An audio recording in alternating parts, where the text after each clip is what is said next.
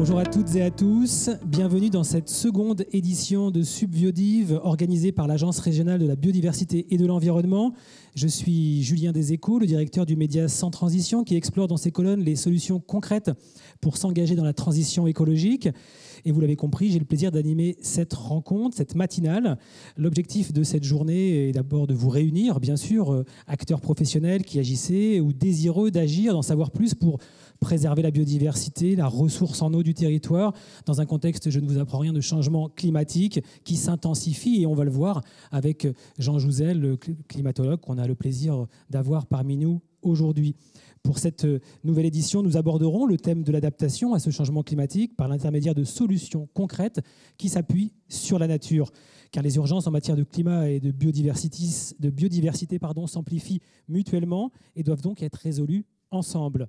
C'est ce que nous explorerons avec Jean Jouzel lors d'un grand entretien en première partie de cette matinale, suivi d'une table ronde avec des élus et gestionnaires qui mettent d'ores et déjà des solutions en œuvre sur leur territoire, des solutions que vous pourrez peut-être vous partager et puis utiliser vous-même dans vos territoires respectifs.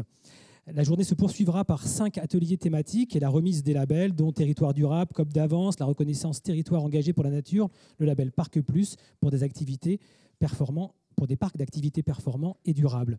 Mais tout de suite, avant de donner la parole aux propos introductifs, je voudrais également présenter Julia David, qui est ici, en rose derrière le tableau blanc.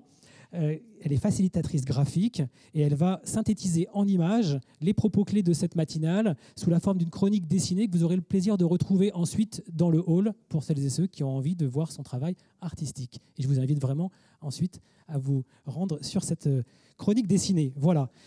Place aux propos introductifs avec Madame Anne-Claudius Petit, conseillère régionale, présidente de la commission transition énergétique, stratégie des déchets, qualité de l'air, présidente de l'Agence régionale de la biodiversité et de l'environnement. C'est à vous.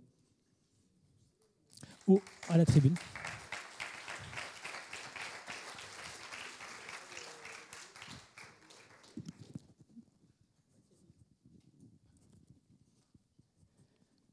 Bonjour à toutes et à tous. Excusez ma voix enrhumée de saison. C'est très impressionnant de vous voir tous ce matin et je suis ravie de vous accueillir. Alors, au nom de l'ensemble des membres de l'Agence régionale de la biodiversité et de l'environnement et aussi au nom du président de région Renaud Muselier qui est toujours très attentif aux travaux de notre agence. Je suis ravie de vous accueillir pour ce temps fort régional sur les sujets de la préservation de la biodiversité.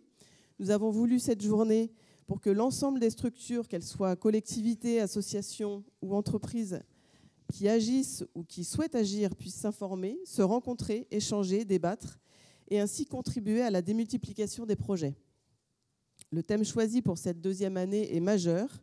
Comment agir face aux 2 crises environnementales auxquelles nous faisons face simultanément et qui sont intimement liées.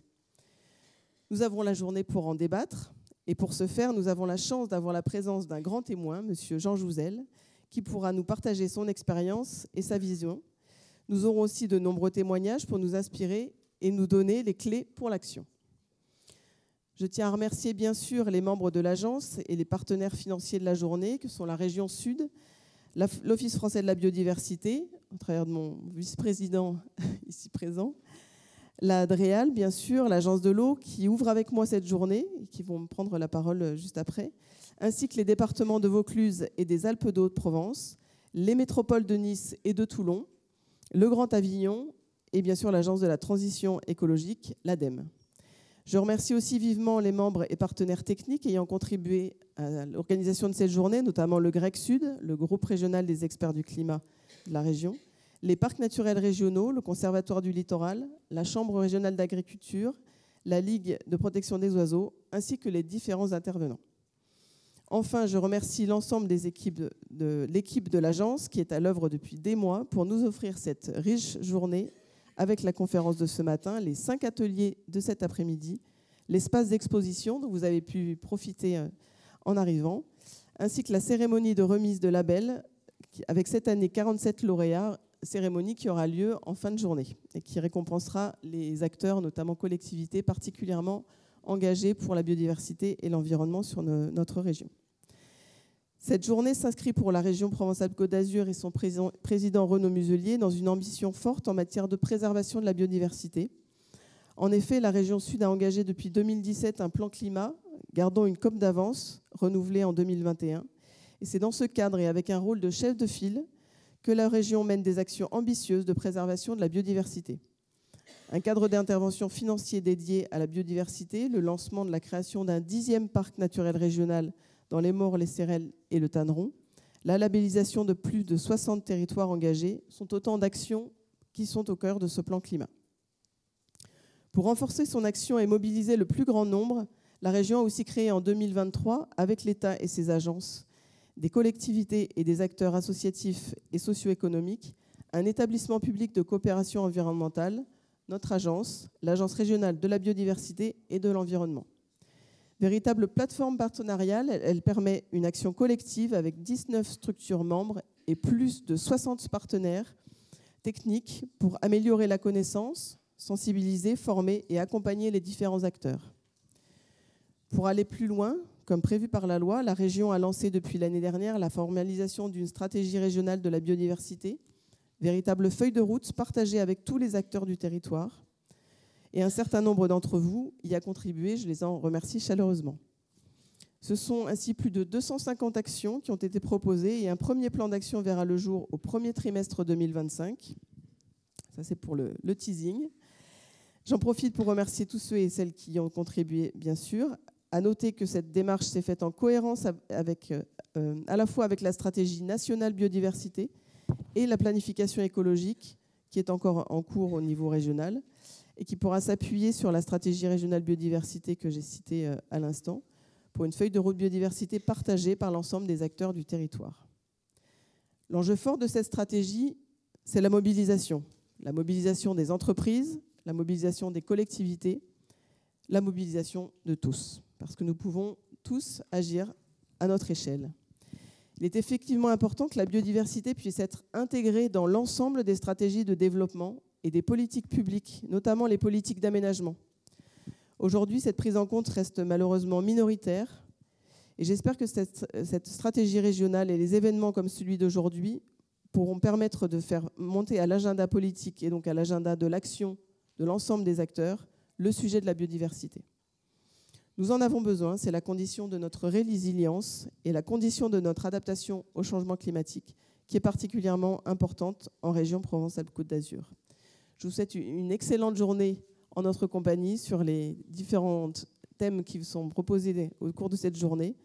Et je vais laisser la parole à Eric Hansen, directeur interrégional pour la région Provence-Alpes-Côte d'Azur et la Corse, pour l'Office français de la biodiversité, qui est vice-président de notre agence.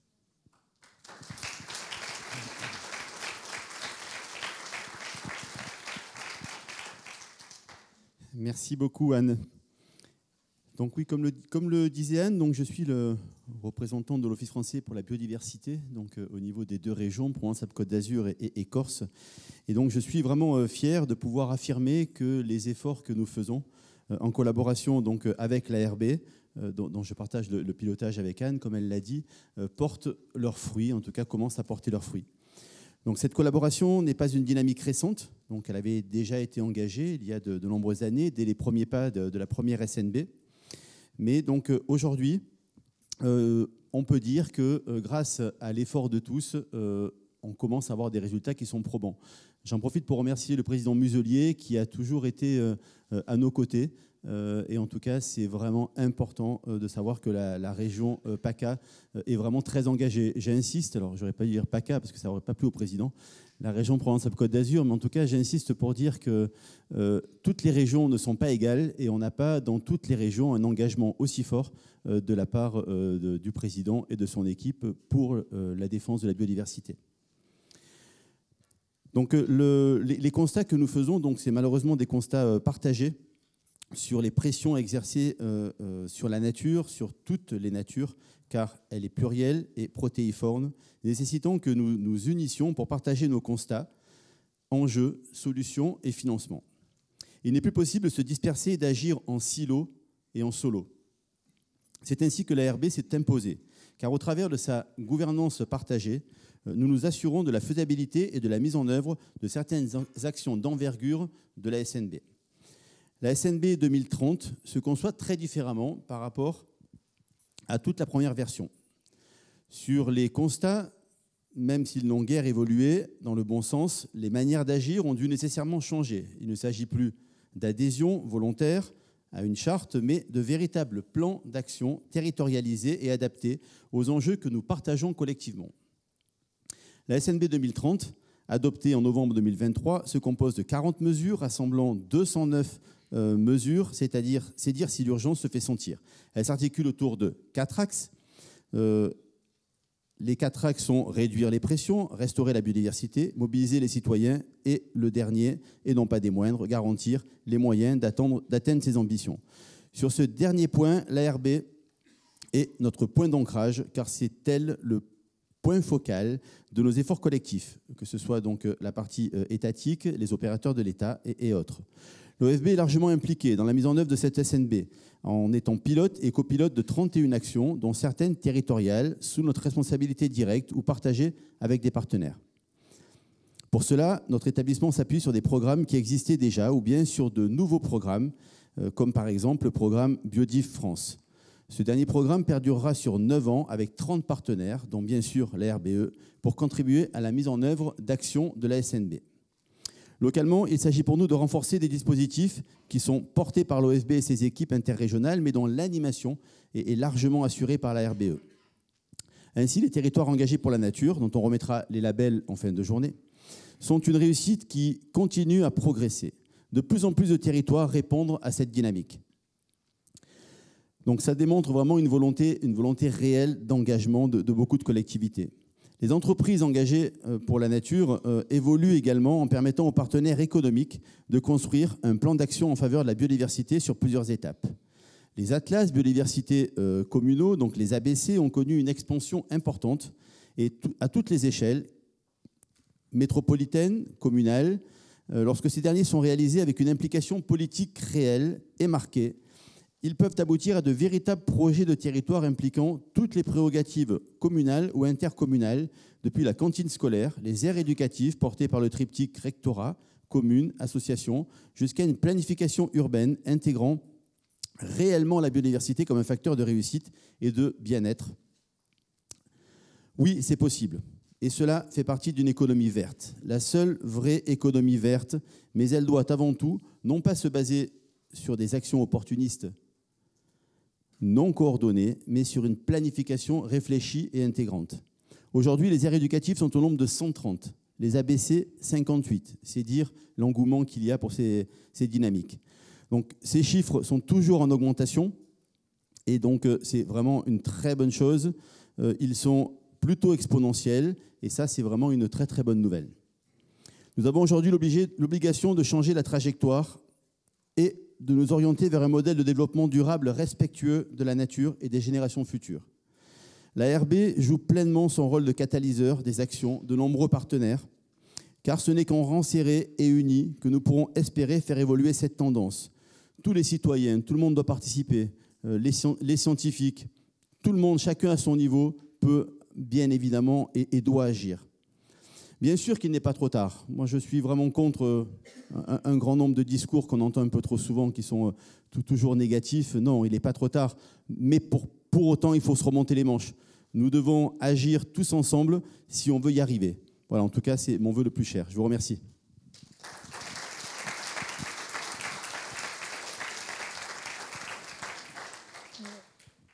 Merci, Annick Nièvre, directrice de la délégation PACA de l'Agence de l'eau Rhône-Méditerranée-Corse. Merci, bonjour à toutes et tous. Donc, ça a été dit avant moi par Anne et par Eric, l'appauvrissement de la biodiversité aujourd'hui, c'est un enjeu majeur pour la société. On parle beaucoup de l'effet du changement climatique, mais on sait que c'est aussi impactant pour l'avenir de l'homme, tout simplement, et de la nature sur Terre. Donc, il faut aujourd'hui agir. Les pressions de l'homme, déjà les pressions anthropiques faisaient déjà et font déjà subir de gros dégâts à l'environnement et à la biodiversité en altérant les habitats. On sait que c'est la première cause d'effondrement et le changement climatique vient renforcer ce cercle vicieux.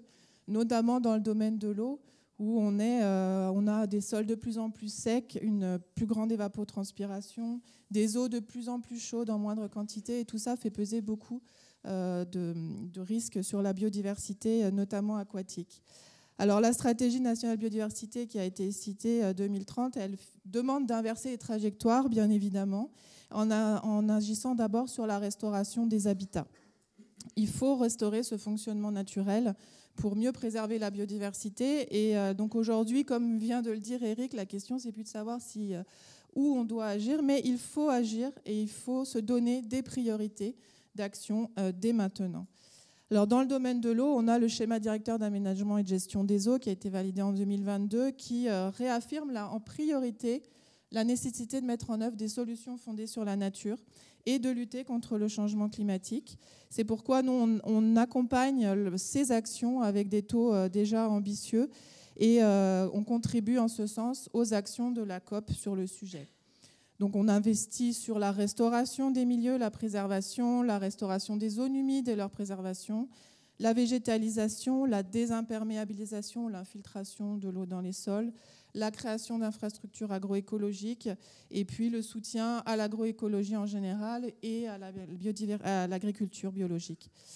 Aujourd'hui, à l'échelle nationale, 90% des solutions fondées sur la nature qui concernent l'eau et les milieux aquatiques sont financées par les agences de l'eau. Et évidemment, on va continuer à le faire puisque face à l'accélération due aux impacts du changement climatique, on a le comité de bassin Rhône-Méditerranée a remis à jour son plan de bassin d'adaptation au changement climatique pour mieux caractériser la vulnérabilité des territoires sur ces sujets et aider à passer à l'action. Ce plan de bassin, il identifie 5 enjeux majeurs sur lesquels il faut agir en priorité et donne des solutions, puisque j'insiste, effectivement, c'est bien le sujet d'aujourd'hui, c'est d'agir. Donc on donne des solutions, on donne des cartographies des territoires vulnérables pour que les actions soient adaptées aux priorités de chaque territoire qui varie bien évidemment selon qu'on est au bord du littoral ou dans la montagne. Aujourd'hui, on vous a mis à disposition à l'entrée un document qui vous présente ce plan de bassin. Je vous invite à les prendre. Il est également disponible en ligne sur le site Eau-France et il a vraiment pour ambition de vous aider à agir et de vous donner toutes les informations nécessaires. Alors historiquement, nous on porte une politique ambitieuse évidemment sur la restauration de la biodiversité, c'est la raison d'être des agences de l'eau.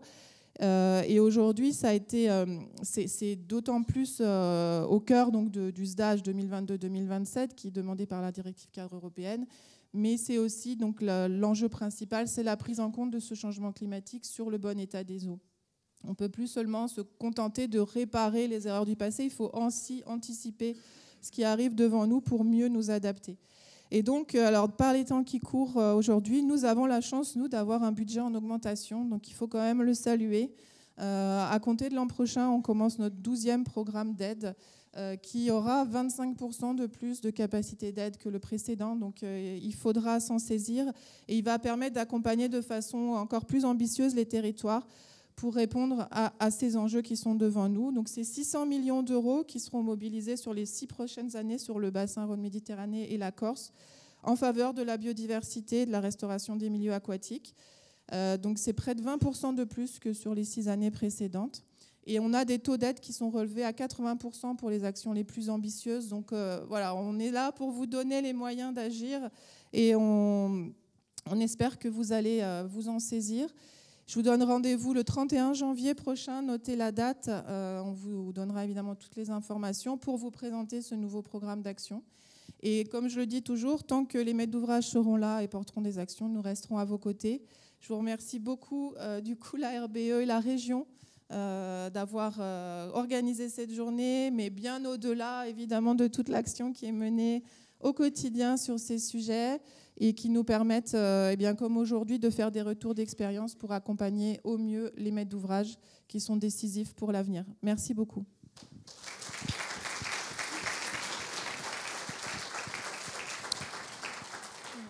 Merci. La parole à Sébastien Forest, directeur de la Direction régionale de l'environnement, de l'aménagement et du logement. Bonjour à toutes et à tous. Merci. Donc, je voudrais commencer par des remerciements à l'équipe de l'ARB et à tous ceux qui ont préparé cette rencontre.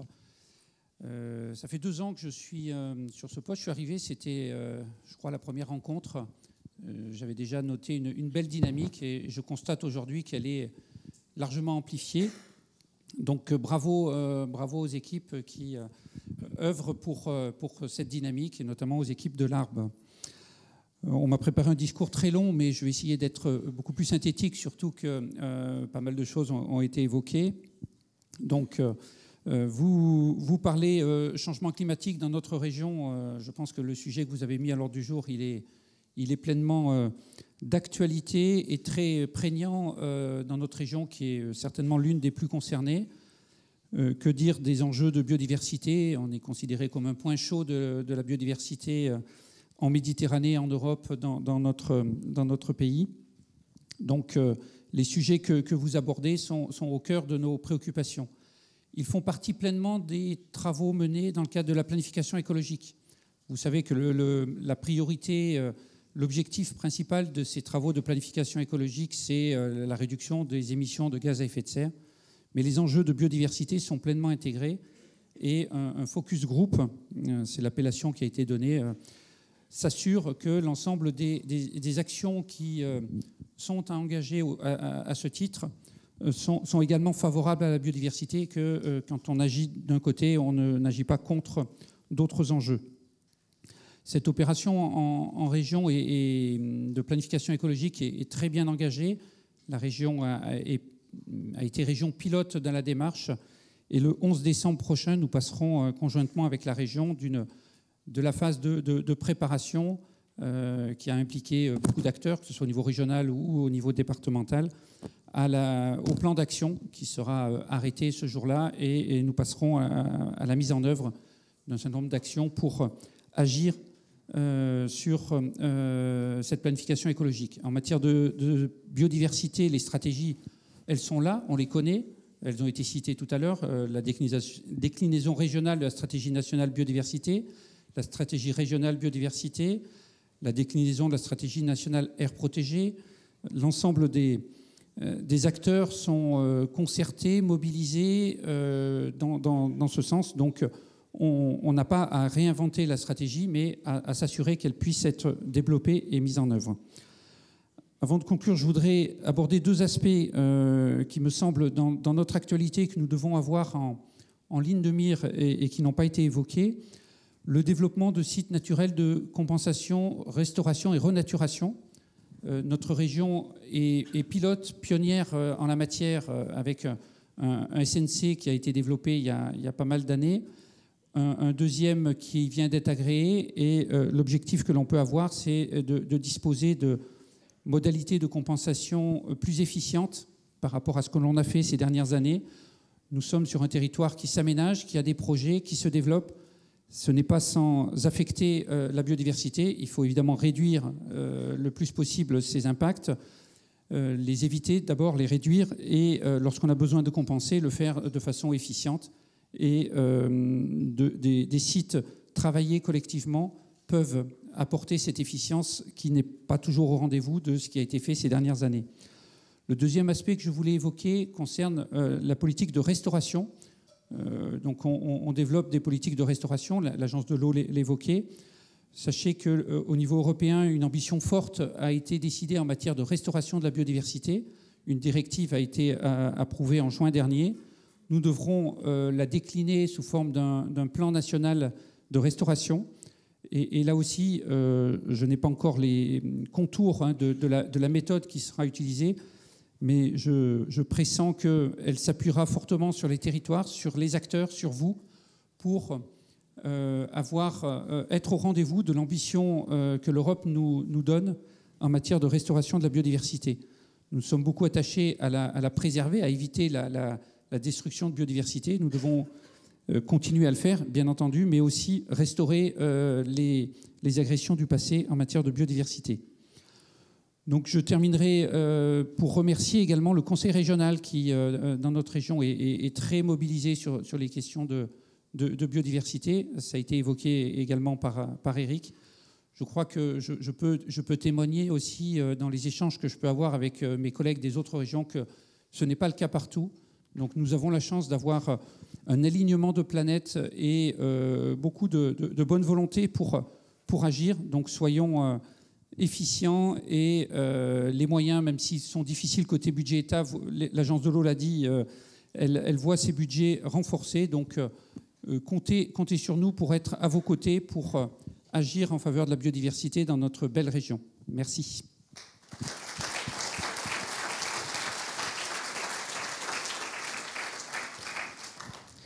Merci à toutes et à tous pour ces propos introductifs. On va poursuivre cette matinale avec un grand entretien. J'ai le plaisir d'appeler Jean Jouzel, climatologue, à mes côtés. Bonjour Jean. Merci. Ça va ? Bonjour. Bonjour Julien. Alors Jean, vous êtes climatologue, glaciologue, ancien vice-président du GIEC de 2002 à 2015, évidemment chercheur au CEA. Je ne vais pas tout dérouler sur votre CV parce qu'il est extrêmement long. Médaille d'or du CNRS, commandant de la Légion d'honneur, etc., etc. On vous voit partout dans les médias. On va pouvoir dialoguer un petit peu et explorer ce lien intime avec la biodiversité. Asseyez-vous, Jean. Alors, tout d'abord, merci de m'avoir invité. Merci de l'organisation de cette journée. Merci à tous ceux qui l'ont mise en place. Voilà. Merci à Julien. Eh bien, entrons dans le vif du sujet. On va redonner quelques chiffres clés pour remettre tout le monde, on va dire, au même niveau. Rassurez-vous, on ne va pas détailler tous les rapports, etc. Mais quand même, c'est bien de rappeler les chiffres clés produits par les scientifiques sur cette situation climatique globale à l'échelle mondiale, européenne. Est-ce qu'on peut redonner quelques chiffres clés, Jean ? Oui, je pense... ce que j'aime dire, malheureusement, c'est que ce que nous vivons aujourd'hui, c'est ce que notre communauté envisage depuis une cinquantaine d'années. Alors, quelques chiffres. En termes de réchauffement planétaire, nous en sommes désormais vers 1,2, 1,3 degrés si on regarde les 10 dernières années. Mais on voit bien qu'on a quand même 2 années assez exceptionnelles. C'est assez incroyable. Entre 2023 et le record précédent, il y a 3 ou 4 dixièmes de degrés. Et 2024, disons, ça devrait être à peu près au niveau de 2023, on verra bien. Donc il y a un réchauffement planétaire très important, c'est vraiment le rythme qui était prévu. Alors ça s'accompagne, effectivement, il n'est pas partout le même. Les continents se réchauffent 2 fois plus rapidement que l'océan. L'océan, c'est plutôt 0,8 degrés et les continents, disons par exemple en France, il y a une amplification par rapport au réchauffement global de l'ordre de 50%, un peu plus dans votre région. D'ailleurs, on est presque au niveau de 2 degrés. Donc, voilà. Donc, ça, ce sont des... Alors, on peut regarder aussi, évidemment, pour moi, un autre signe du réchauffement climatique. Je rappelle simplement que ce réchauffement climatique, on l'attribue de façon certaine aux activités humaines, qu'il est lié à l'augmentation de l'effet de serre. En gros, avec l'augmentation de l'effet de serre, eh bien, on augmente la chaleur disponible. On l'a augmenté d'à peu près 1%. Mais de ce 1% supplémentaire, il n'y a que 1% utilisé dans l'atmosphère. Donc tout va dans l'océan. Et l'océan était vraiment... il y a ce témoignage du changement climatique dans l'océan à travers l'élévation du niveau de la mer.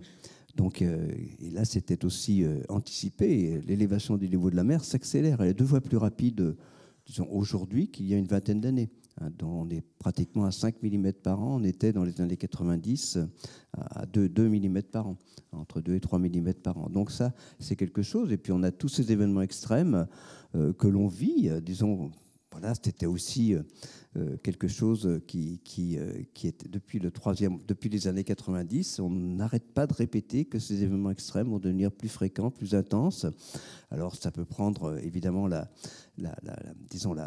ce sont à la fois des sécheresses, alors des pluies violentes, des tempêtes, mais voilà, des régions comme, disons, je dirais PACA, c'est un peu la double peine quelquefois, parce que la toile de fond, c'est quand même plutôt disons, moins de précipitations, une diminution des précipitations, et puis tout d'un coup, il y a ces événements méditerranéens qui sont aussi à l'origine vraiment de beaucoup de dégâts qui sont extrêmement dommageables. Donc voilà, c'est tout cela, et bon, on peut donner des chiffres sur tout cela, sur ce vers quoi on va aussi, donc voilà, ça va malheureusement se poursuivre, et donc il faut tout faire pour limiter le réchauffement climatique, et effectivement, je crois que nous en parlerons, regarder comment cette dualité entre climat et biodiversité peut nous aider à prendre la mesure de ce réchauffement climatique qui est devant nous. Et on va y venir.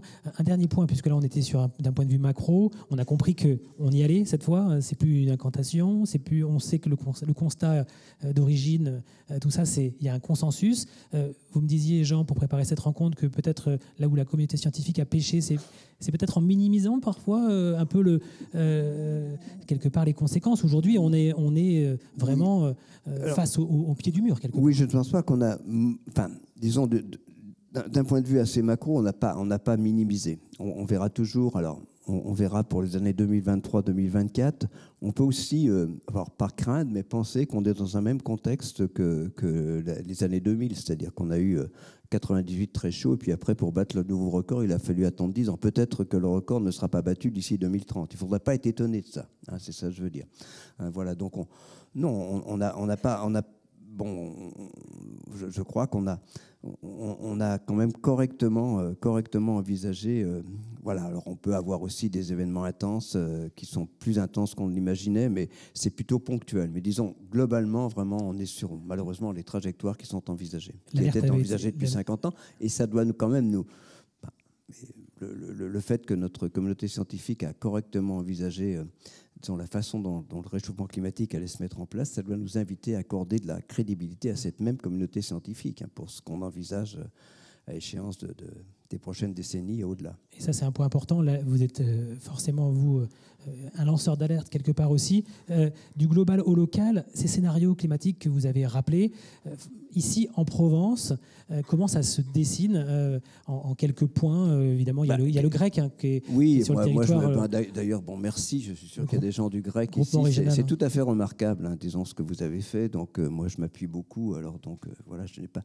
Mais enfin, moi, par exemple, ce qui m'a marqué cette année, c'est vrai qu'on est souvent contacté. Ce qui a été très marquant cette année, c'est quand même les vagues de chaleur océaniques. Ça, c'est quelque chose dont on parlait beaucoup moins.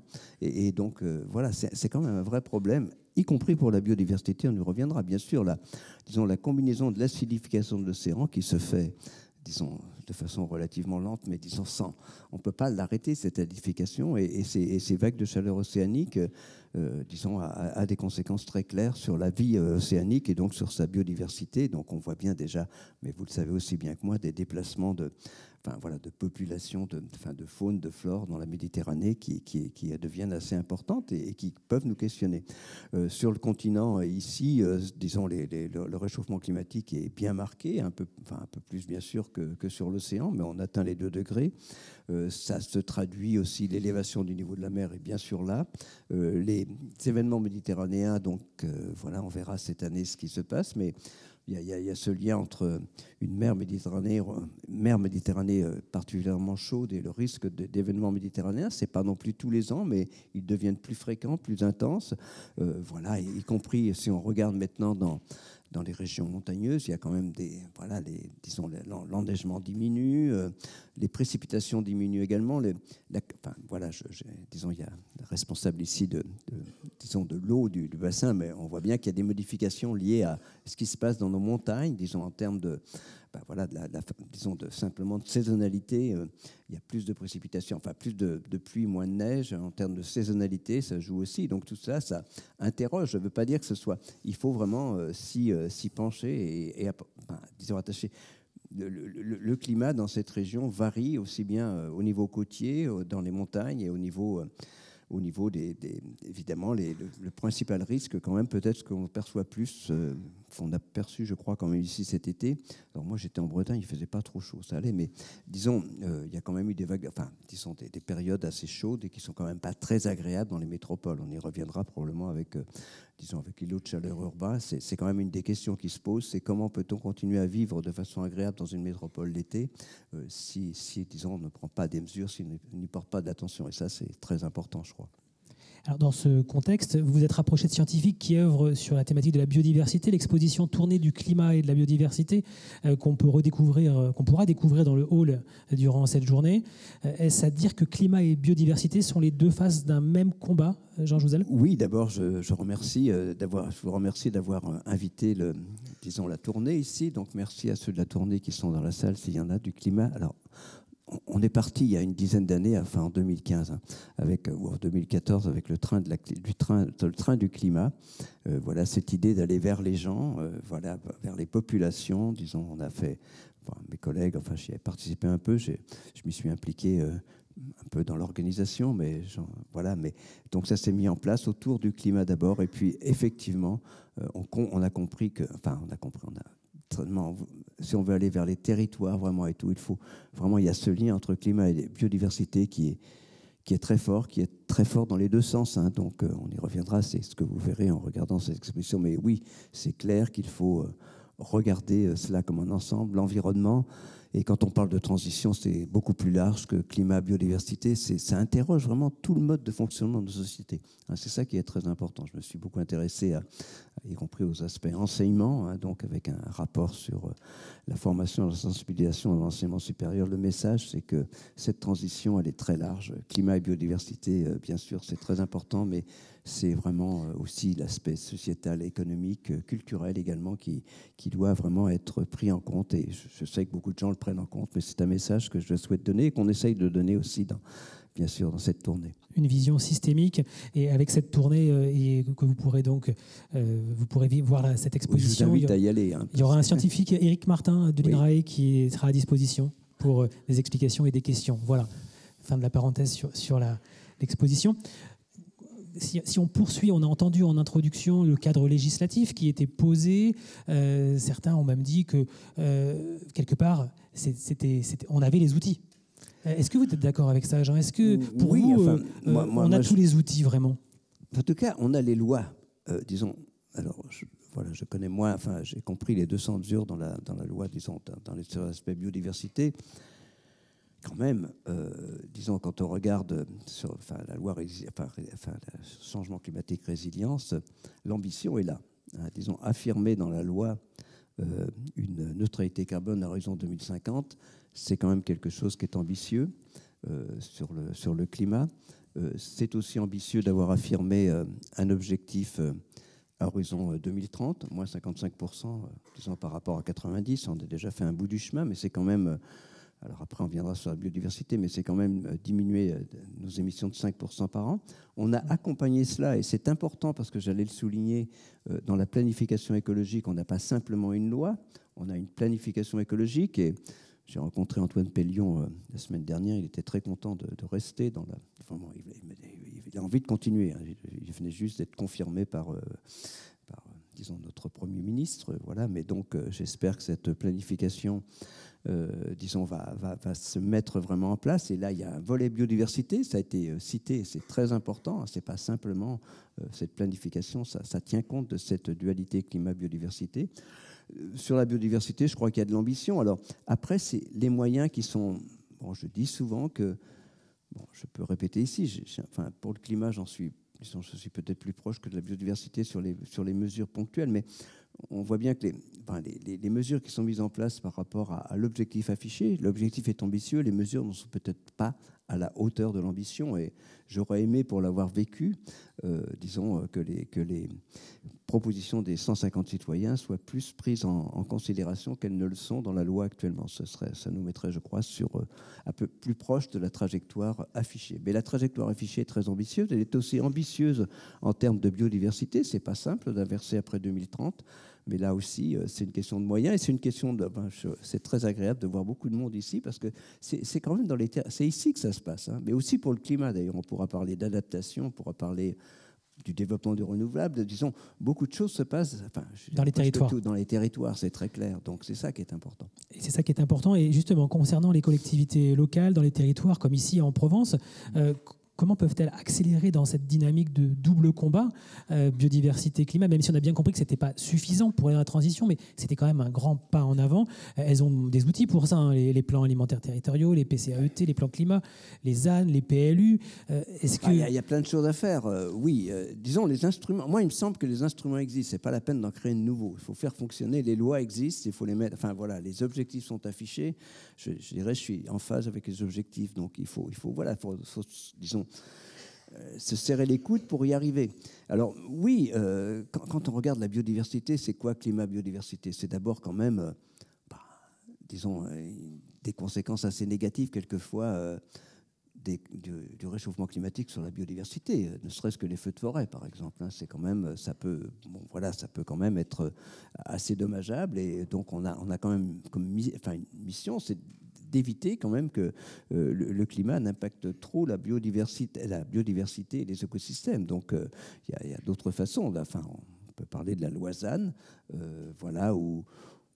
du développement de l'agriculture.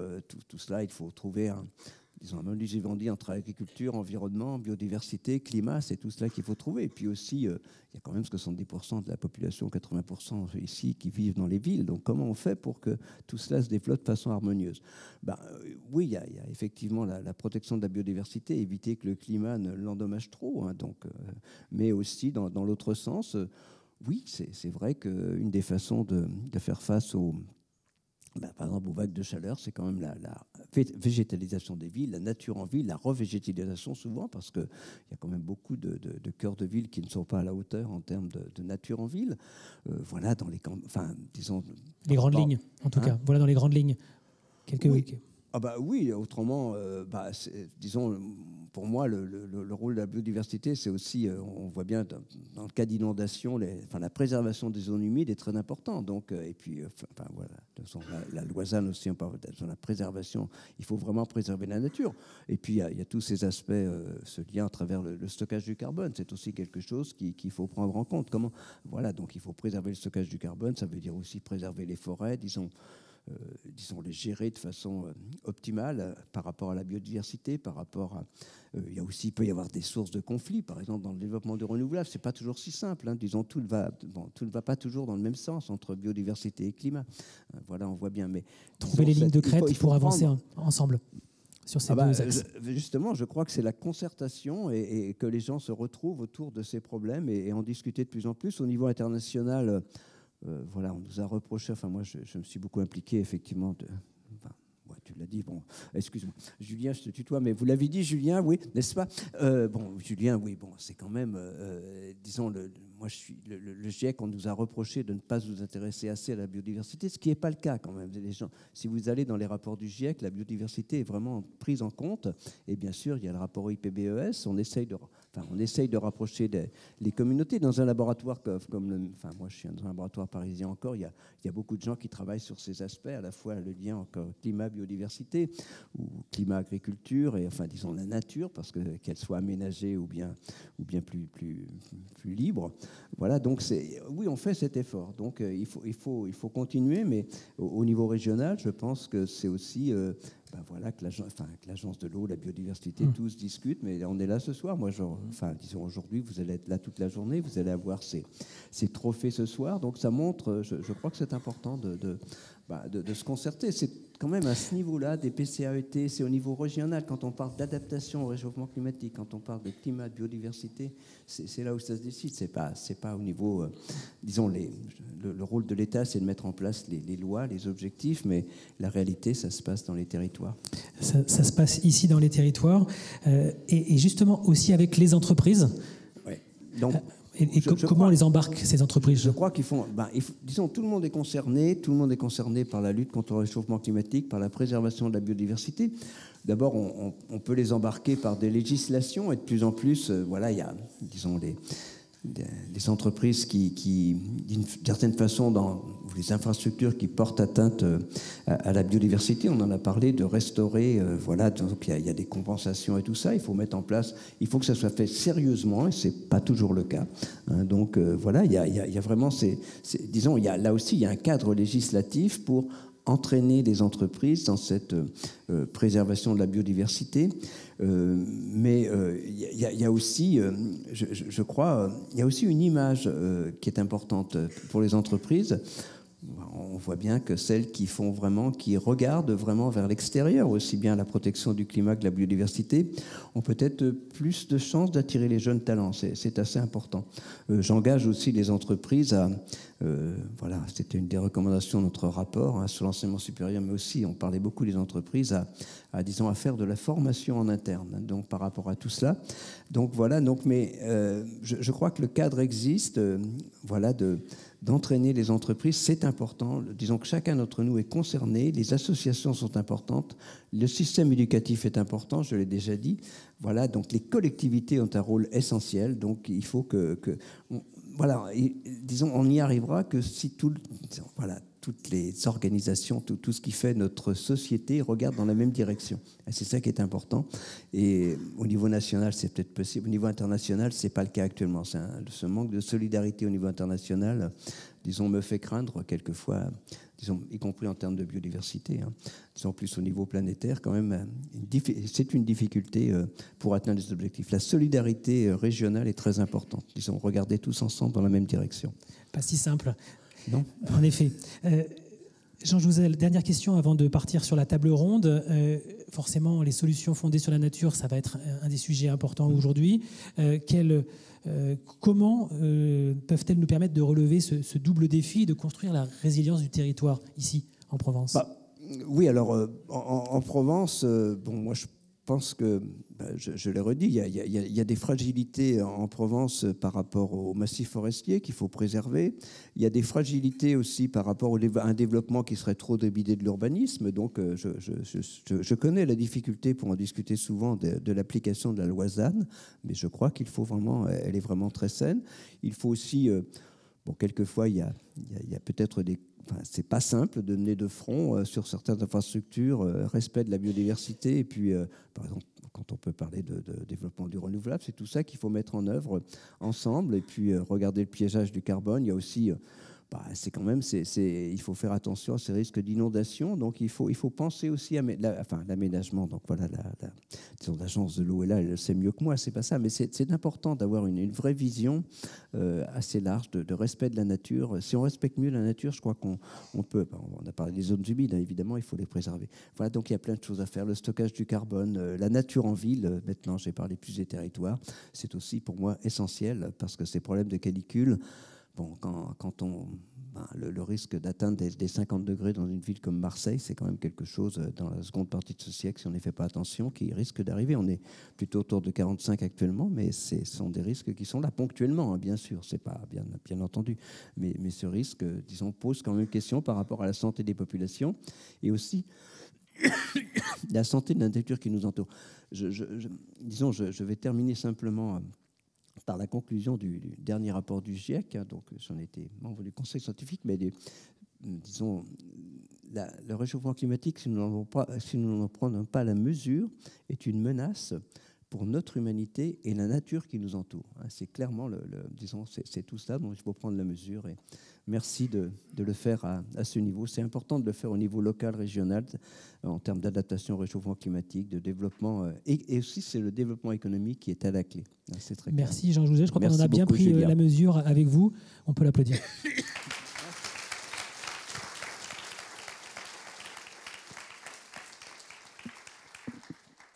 Alors, les solutions fondées sur la nature, restez avec nous, Jean Jouzel.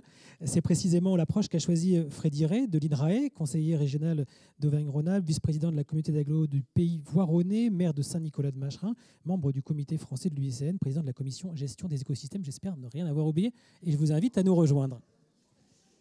J'invite également à nous rejoindre Richard Chemla, 3e adjoint au maire de Nice, à la santé, à l'environnement, au bien-être, à la protection animale, vice-président à la transition écologique de la métropole de Nice. C'est à vous. Et Laure Galpin, directrice du parc naturel régional du Luberon. Bonjour à tous les trois. Et merci de nous rejoindre. Alors, je vous invite à vous partager le micro. Oui, on peut aussi passer celui-ci, Jean, à ce moment-là. Alors, je vais vous demander de l'attention, s'il vous plaît, et également peut-être une réaction déjà à tous les trois aux propos que vous avez entendus. On peut commencer par vous, Laure Galpin. Une réaction brève déjà, pour vous. Vous êtes directrice du parc régional du Luberon. Qu'est-ce que vous avez retenu? Qu'est-ce qui vous a marqué dans ce qui venait de dire? Par rapport aux propos de Jean Jouzel, moi j'ai vraiment retenu effectivement cette action sur les territoires dont nous sommes porteurs en tant que parcs naturels régionaux et cette nécessité de développer des partenariats, de travailler en concertation, voilà, pour mobiliser à la fois les experts, les acteurs, les habitants, etc. Enfin, ça me semble absolument essentiel. Richard Chemla. Merci. D'abord, merci à Jean Jouzel. C'est toujours intéressant d'avoir un superbe résumé de ce changement climatique. Et merci à l'Arbre d'organiser ce point fixe, en fait. Tout a été dit. Peut-être, donc, on voit le rôle important du local. Pas tout, mais moi, il reste un petit peu quand même. Moi, je rajouterais quand même, c'est très important parce que c'est un sujet qui me tient à cœur et combien on voit le changement climatique va l'impacter, c'est la santé. Le changement climatique, la santé, l'environnement, on le voit. Et au niveau général, alors on peut prendre au niveau animal, les moustiques, la dengue, je pense que cet exemple-là, on le vit à Nice. Bien entendu, les pics de chaleur importants pour nos grands seniors, comment faire? Voilà, vraiment, on est au niveau local, on va être des acteurs de l'adaptation. Alors bien sûr, il faut jouer le rôle de ce colibri. Mais on a, excusez-moi de le dire, si demain toute la Côte d'Azur était à 0 gaz à effet de serre, et je parle devant un grand témoin, est-ce qu'il y aura un impact sur le changement climatique, sur le gaz à effet de serre? Non. Donc on voit que notre rôle vraiment de métropole, en tout cas pour nous, moi je le vis comme ça, il est dans l'adaptation et de faire comprendre à nos populations qu'ils deviennent acteurs. J'arrête là. Et on va y venir en détail ensemble après. Frédéric Rey, une réaction? Je crois que c'est bon, non? Non. Allez. Et là, oui. Là, c'est bon. Allez-y. Merci. Bonjour à toutes, bonjour à tous. Oui, moi, il y a quelque chose qui m'a frappé. Jean Jouzel est climatologue et il y a un mot qu'il a prononcé plus souvent que climat. C'est biodiversité. Alors, je suis quand même très content, mais ça a fait son effet parce que, vous avez vu, il est 11h, donc ça fait à peu près 1 heure qu'on a commencé. Et Julia, dans sa fresque, elle a déjà mis 3 fois le mot biodiversité. Donc, je me trompe ou pas? Je spoil un petit peu, mais j'étais à côté, donc j'ai déjà regardé. Mais je pense que c'est important parce qu'on va parler des solutions fondées sur la nature après. Et ça, c'est un aspect fondamental, le fait qu'on ait un gain pour la nature et pour la biodiversité. C'est quelque chose qui est non négociable lorsqu'on va faire appel à des solutions fondées sur la nature. Alors, vous travaillez depuis de nombreuses années, Frédéric, sur ces solutions basées sur la nature. Est-ce que vous pouvez nous en dresser un panorama synthétique pour que nous prenions la mesure, quelque part, de l'éventail d'options qui s'offrent à nous sur les territoires? Alors, ce n'est pas un catalogue, mais on va donner les grands axes. Il y a 3 grands axes, et puis on va plonger dans chacun avec des illustrations. Alors, peut-être premier axe, ou peut-être d'abord vision globale. Premier point. Alors, déjà, qu'on retienne bien ce que sont des solutions fondées sur la nature. Oui, c'est la définition de l'UICN. Oui, c'est l'UICN, donc Union internationale pour la conservation de la nature, qui porte ce concept-là. Mais ce qui est important, parce que le titre, il est pas tout à fait complet, c'est que ce sont des solutions co-bénéfices fondées sur la nature. Donc, dans ces 2 bénéfices, il faut qu'il y en ait un pour la nature, c'est ce fameux gain pour la biodiversité, ça, vous ne pouvez pas y réchapper. Et puis, il faut qu'il y ait un deuxième bénéfice, obligatoirement. Et là, l'IUCN en cite 6. Ce sont les 6 que je vous ai indiqués ici sur la diapo derrière moi. Alors, est-ce qu'on peut justement rentrer dans les 3 du haut, peut-être déjà les 3 grands items de ces solutions fondées sur la nature? Oui, alors donc ce sont des exemples, des illustrations. On en a une liste assez impressionnante de solutions possibles. Si je prends le premier sur l'approvisionnement en eau, c'est comme ça qu'on cite le défi, c'est la sécurité de l'approvisionnement en eau. Donc on l'a compris, c'est avoir de l'eau potable en situation de sécheresse, donc de l'eau en quantité, mais aussi de l'eau avec une certaine qualité. Comment on fait quand c'est dans une situation de pénurie? Il faut qu'on remplisse nos nappes. Ou bien souvent, il faut qu'on pense de les remplir avant qu'elles commencent à se vider. On a quand même un paradoxe qui fait que l'eau, sur une année, soit il y en a trop, soit il n'y en a pas assez. Et gérer l'eau que nous avons en niveau de déficit, ça se fait pendant les moments où il pleut. Et donc cette eau, il faut pouvoir la récolter et la stocker dans des réservoirs naturels. C'est ce qu'on peut faire, par exemple, avec les 2 illustrations que vous avez au-dessus. Celle de droite, c'est un bassin d'infiltration. Donc il collecte les eaux de pluie, il va les amener dans le sol, il est conçu pour ça, et il est végétalisé. Donc vous avez bien compris, il y a aussi ce gain pour la nature en même temps que l'eau qui s'infiltre. Et puis à côté, on en a parlé, ce sont les zones humides. Vous pouvez aussi ralentir l'eau qui ruisselle, qui est l'eau courante, l'eau des cours d'eau, pour faire en sorte qu'elle puisse également s'infiltrer. Donc voilà, ça c'est un premier axe d'illustration.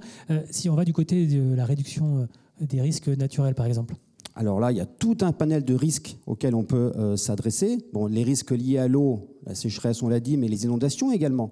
Donc là aussi, pour les inondations, la première photo vous montre un reméandrage de cours d'eau.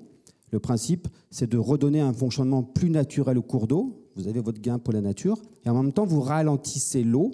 Donc, vous allez contribuer à diminuer l'impact de la crue lorsqu'elle va traverser une ville avec des biens et des personnes à protéger. Vous avez également, parce que dans les risques liés à l'eau, les risques littoraux, donc l'érosion, le retrait du trait de côte, et bien là aussi, vous avez un ensemble de possibilités d'action avec la fixation dunaire, ça peut être les mangroves aussi en milieux tropicaux. Encore une fois, tout un panel qui va faire intervenir une couverture végétale pour stabiliser les milieux et les rendre sur un fonctionnement plus naturel. Alors, autre point avec le développement socio-économique ? Oui, alors là aussi, c'est très très large. Et ça va intéresser beaucoup les collectivités parce que souvent, on va opposer le développement socio-économique et puis la préservation de la biodiversité. Mais vous l'avez bien compris, on peut faire d'une pierre deux coups avec tout ça. C'est pas si compliqué de faire les deux en même temps. Alors comment on fait puisque c'est pas si compliqué ? Eh ben, par exemple, en termes de développement, j'ai mis une illustration qui concerne de la production agricole. Voilà, je parle de l'agriculture en termes de production. Eh bien, l'agroécologie, qu'on connaît bien depuis un certain temps, va dans le sens de développer des interventions qui prônent à la fois du rendement agricole, parce qu'il faut bien qu'on mange avec cette production-là, mais aussi un respect de la nature et de la biodiversité par des pratiques qui sont adaptées. L'agroforesterie, le fait de mettre des arbres en limite de parcelles ou bien à l'intérieur même des parcelles, fait aussi que vous jouez avec une forme de microclimat sur le milieu, en même temps que vous adaptez la production des milieux. Alors, il y a plein d'autres choses aussi. On a parlé de qualité de l'air, on a parlé de chaleur de l'air. Voilà, lorsque vous mettez en place des systèmes, encore une fois des zones humides, eh ben, vous avez aussi une séquestration du carbone qui se produit. Lorsque vous végétalisez des cours d'école, même si certains disent que ça ne correspond pas exactement à des solutions fondées sur la nature, parce que souvent on met 3 arbres et une noue avec 4 végétaux, on se dit c'est bon, on a fait ça. Non, attention, il faut qu'il y ait une forte diversification quand même, mais ce sont des aménagements qui permettent de mettre en place des îlots de fraîcheur et de gérer la problématique de l'eau et en même temps également de l'infiltrer. Parfois, on peut faire d'une pierre plusieurs coups.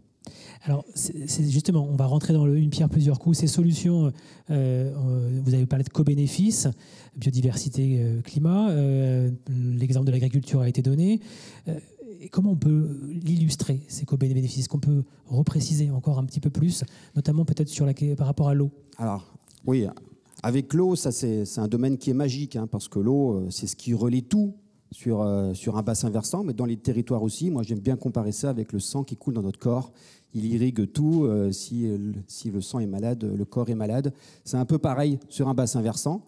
L'eau, elle passe un petit peu partout et on peut agir à plusieurs niveaux sur un bassin versant et avoir systématiquement cette vision co-bénéfice. Alors, je ne sais pas si c'est très lisible au niveau des petits carrés que vous voyez apparaître de loin, mais ce qui est important pour vous, c'est de voir qu'il y a un bassin versant, il y a une vision globale, et chacun des petits encadrés ici correspond à une action qui peut se prévaloir d'être une solution fondée sur la nature. Il y en a certaines qu'on a déjà vues, mais si on repart du haut du bassin versant et qu'on va jusqu'à la ville située à l'aval, mettez-vous à la place de la goutte d'eau. Eh bien, lorsque vous tombez sur des versants qui sont dégradés, il n'y a pas d'infiltration de l'eau. En tout cas, elle n'est pas favorisée. Donc, le fait de végétaliser des versants, notamment des zones qui ont été dégradées, ça va permettre de jouer un rôle de régulation hydrologique et de faire en sorte que l'eau pénètre. Donc, si l'eau pénètre, il y en a moins au niveau de la crue, à l'aval. Et en même temps, vous l'avez fait pénétrer grâce à une composante végétale. Donc, on a fait de la restauration de milieux, par exemple ici. Après, vous continuez de descendre, vous allez retrouver le reméandrage, vous allez retrouver les zones humides et vous allez rejoindre aussi toute la partie en ville. Et là aussi, c'est des mots que Jean a eu pour parler de renaturation, de nature en ville, des aménagements comme les noues, comme les jardins de pluie, végétaliser aussi autant que l'on peut en plantant. Et puis des aménagements aussi dédiés, comme ceux qu'on a vus, le bassin d'infiltration, le bassin de rétention, même les zones de rejet végétalisé. Ces fameuses, c'est juste un peu, non, ça c'est le bassin, ah oui, c'est ici. Voilà, la zone de rejet végétalisé, hop, on doit y aller là. Donc ce sont des dispositifs qui sont faits pour épurer les eaux, des fois en complément de ce qui est fait dans la station d'épuration. Mais si vous adaptez bien ce système-là, eh bien vous pouvez aussi faire en sorte que l'eau puisse s'infiltrer à ce niveau-là. En plus, elle est épurée. Donc à chaque fois, chaque petit carré correspond à une action qui va présenter un bénéfice pour la société et un bénéfice pour la biodiversité, juste dire que quand vous avez sur une action plusieurs pictogrammes, c'est que vous ne faites pas coup double, vous faites coup triple, vous faites x4. Il est possible de répondre à plusieurs bénéfices en même temps, avec une même action. Ça, c'est plutôt une bonne nouvelle. Ça veut dire que pour les aménageurs, pour les gestionnaires, pour les élus, quelle que soit la situation du territoire, il y a une boîte à outils en fait, dans laquelle on peut puiser, s'adapter pour mettre en œuvre des solutions concrètes, notamment en matière d'aménagement. Oui, alors il y a tout un savoir-faire qui existe. Encore une fois, on n'a rien inventé. C'est des choses qui existent depuis très longtemps, de la restauration écologique, de la préservation de milieux. Là, il y a un peu un terme qui est apparu et qui est un concept chapeau. Mais pour beaucoup, vous faites des solutions fondées sur la nature sans le savoir depuis un certain temps. Et après, c'est vrai qu'il faut quand même trouver après la bonne recette pour aller vers l'application. Alors, ce n'est pas seulement le fait de répondre à un défi de société et de préserver la biodiversité et de s'appuyer sur le fonctionnement des écosystèmes. Mais après, il y a d'autres items qui sont importants à suivre pour s'assurer qu'on va aller vraiment dans le concret. C'est ceux qui sont listés ici, mais moi, le point sur lequel j'ai envie d'insister, c'est le jeu d'acteurs. C'est-à-dire que du moment où va émerger l'idée de voir ce type de solution-là et la solution concrète, eh ben, on va avoir un donneur d'ordre qui va penser la solution, qui va faire appel à un concepteur, un ingénieur conseil, qui va imaginer la chose, qui lui va faire appel après à une entreprise de travaux, qui va la mettre en place. Peut-être qu'il y a un fournisseur de matériel végétal qui va intervenir. Des fois, on appelle le chercheur aussi parce qu'il a un savoir qui peut servir. Il peut faire lui-même un suivi du système. Et puis à la fin, vous arrivez et on a la réalisation concrète qui peut se faire. Mais ça, c'est une équipe. Donc c'est une chaîne. Et il y a des chaînons à l'intérieur. Ben, si vous faites sauter un des maillons de la chaîne, le projet peut capoter. Et c'est important que tous ces gens soient bien reliés entre eux pour que de l'idée jusqu'à la réalisation, on ne manque aucune étape. Donc là, c'est une véritable ingénierie, quelque part, qui se met en place avec des maillons d'une chaîne bien établie. Oui, l'ingénierie, c'est central là-dedans. Entre l'idée, l'idée qui émerge et la réalisation, c'est toute la phase de conception. Et là, c'est important parce qu'il faut un vrai savoir-faire pour le faire. Ce n'est pas juste faire du verre. Attention, il y a des écueils par rapport à ça. Ce n'est pas faire du verre, c'est vraiment penser à cet effet que va jouer ce verre que vous mettez en place. Et au-delà de la couleur, c'est aussi des odeurs, c'est des bruits, tout ça, c'est vivant. Et il faut systématiquement que vous pensiez bien à cette application qui répond à deux bénéfices. Merci pour ces explications. On a bien compris maintenant ces solutions fondées sur la nature. On est bien rentré dans le panorama, dans le détail. Et sur les territoires ici en Provence, quelles stratégies d'adaptation sont d'ores et déjà mises en œuvre? On va le voir à la fois en milieu urbain, côté Nice Métropole, et en milieu plus rural, côté Parc du Luberon. Alors, Laure Galpin, je me tourne vers vous. En tant que gestionnaire de parc naturel régional, vous êtes porteur d'un projet de territoire durable. Comment, en préambule, vous agissez avec votre équipe et l'écosystème local en faveur du climat, de la biodiversité? On a bien compris que c'était ensemble. Voilà, là, on va rentrer encore plus dans le concret local avec vous. Oui, écoutez, je pense effectivement pouvoir illustrer finalement pas mal de vos propos. On pense dans les parcs naturels régionaux, et comme beaucoup d'entre vous, que pour pouvoir travailler sur ces sujets fondamentaux, il faut d'abord connaître, vraiment avoir une connaissance, pouvoir la communiquer, pouvoir sensibiliser, pouvoir engager. Et apporter justement de l'ingénierie pour mettre des solutions en œuvre. Alors, ce qui est intéressant aussi dans les PNR, c'est qu'on est à la fois gestionnaire d'aires protégées, mais aussi qu'on met en œuvre deux véritables projets de territoire. Et on l'a dit tout à l'heure, il ne faut pas opposer préserver et développer. Et c'est vraiment effectivement dans nos missions de préserver, mais aussi de s'appuyer justement sur tous les atouts du territoire pour assurer un développement.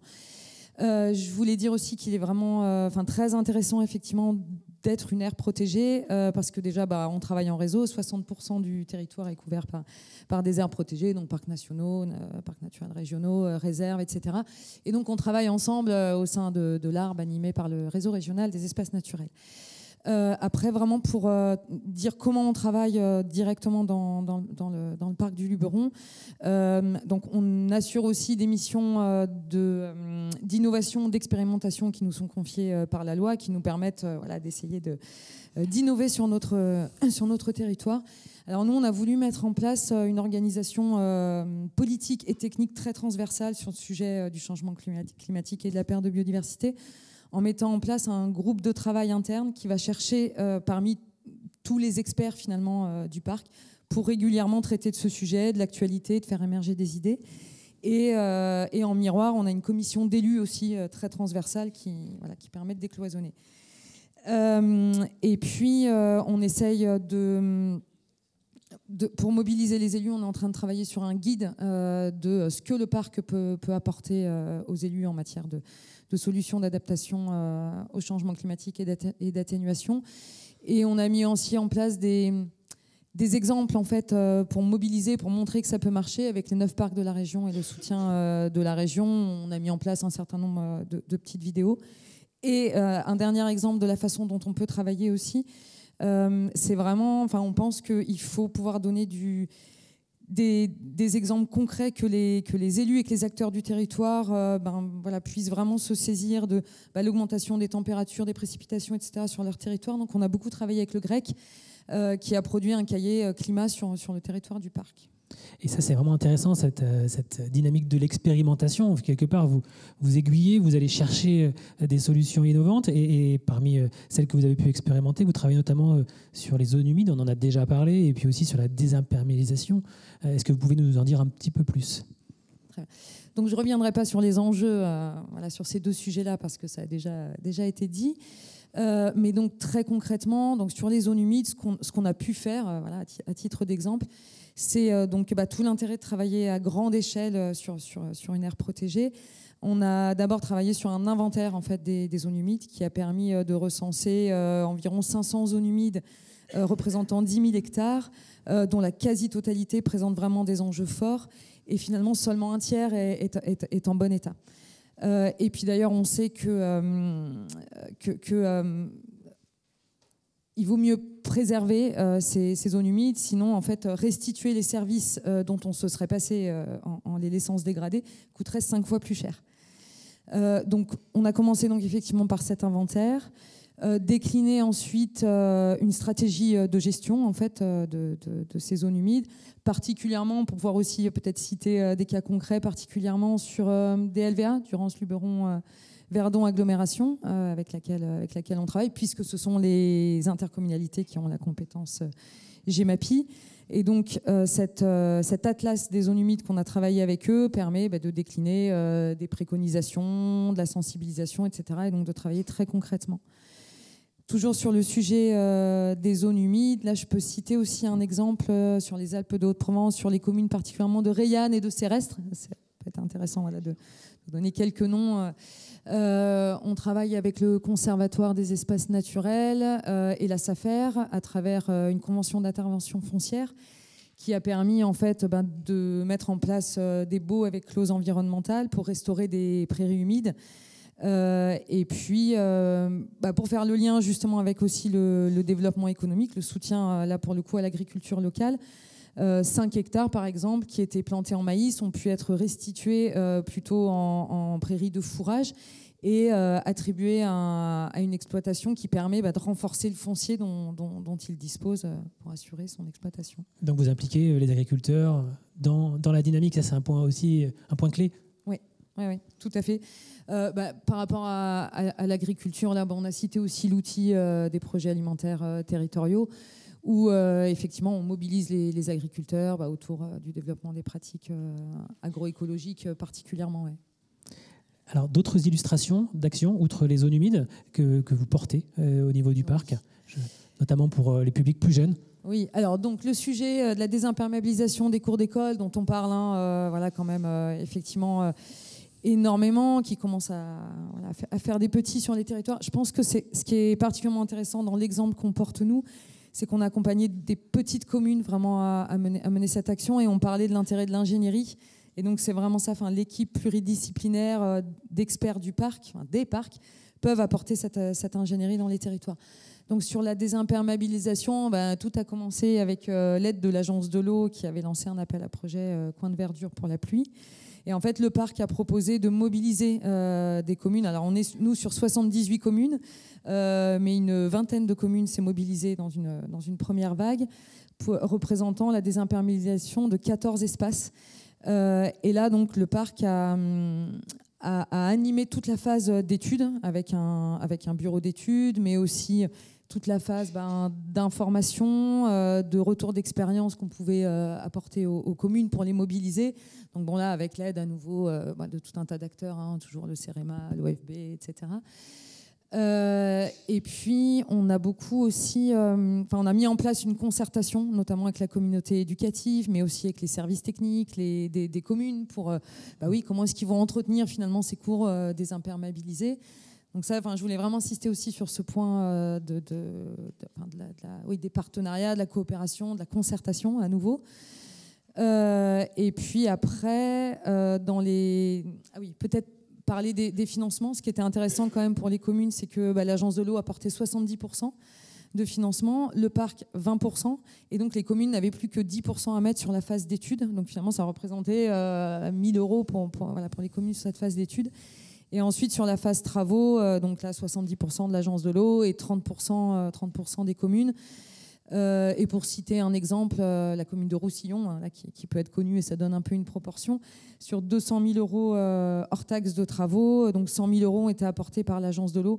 Alors dans les autres 100 000 €, tout n'est pas financé parce qu'il y a aussi du mobilier, des jeux, etc. Donc tout l'intérêt de cet exemple et de cette désimperméabilisation, c'est effectivement réduire les îlots de chaleur. Donc on parlait de cet aspect sanitaire.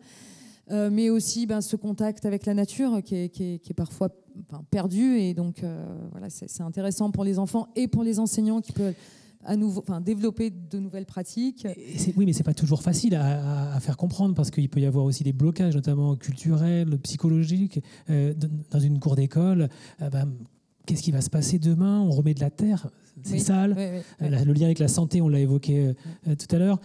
Ça, aujourd'hui, c'est acté quelque part dans les discussions, concertations, où il faut encore convaincre? Ça a été un vrai sujet, un vrai besoin de convaincre. Et maintenant, les retours sont plutôt très positifs, avec des enseignants qui constatent que finalement les cours sont moins accidentogènes, que les enfants se plaisent mieux, sont ensuite mieux disposés aux apprentissages.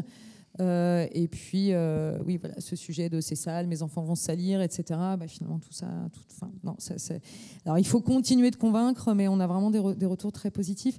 Et oui, et aussi quand même un point important, mais ça a peut-être été dit tout à l'heure, c'est que cette végétalisation, renaturation, joue aussi un rôle important pour la biodiversité, puisque ça nous fait venir des insectes par rapport à toutes les plantes qu'on peut amener.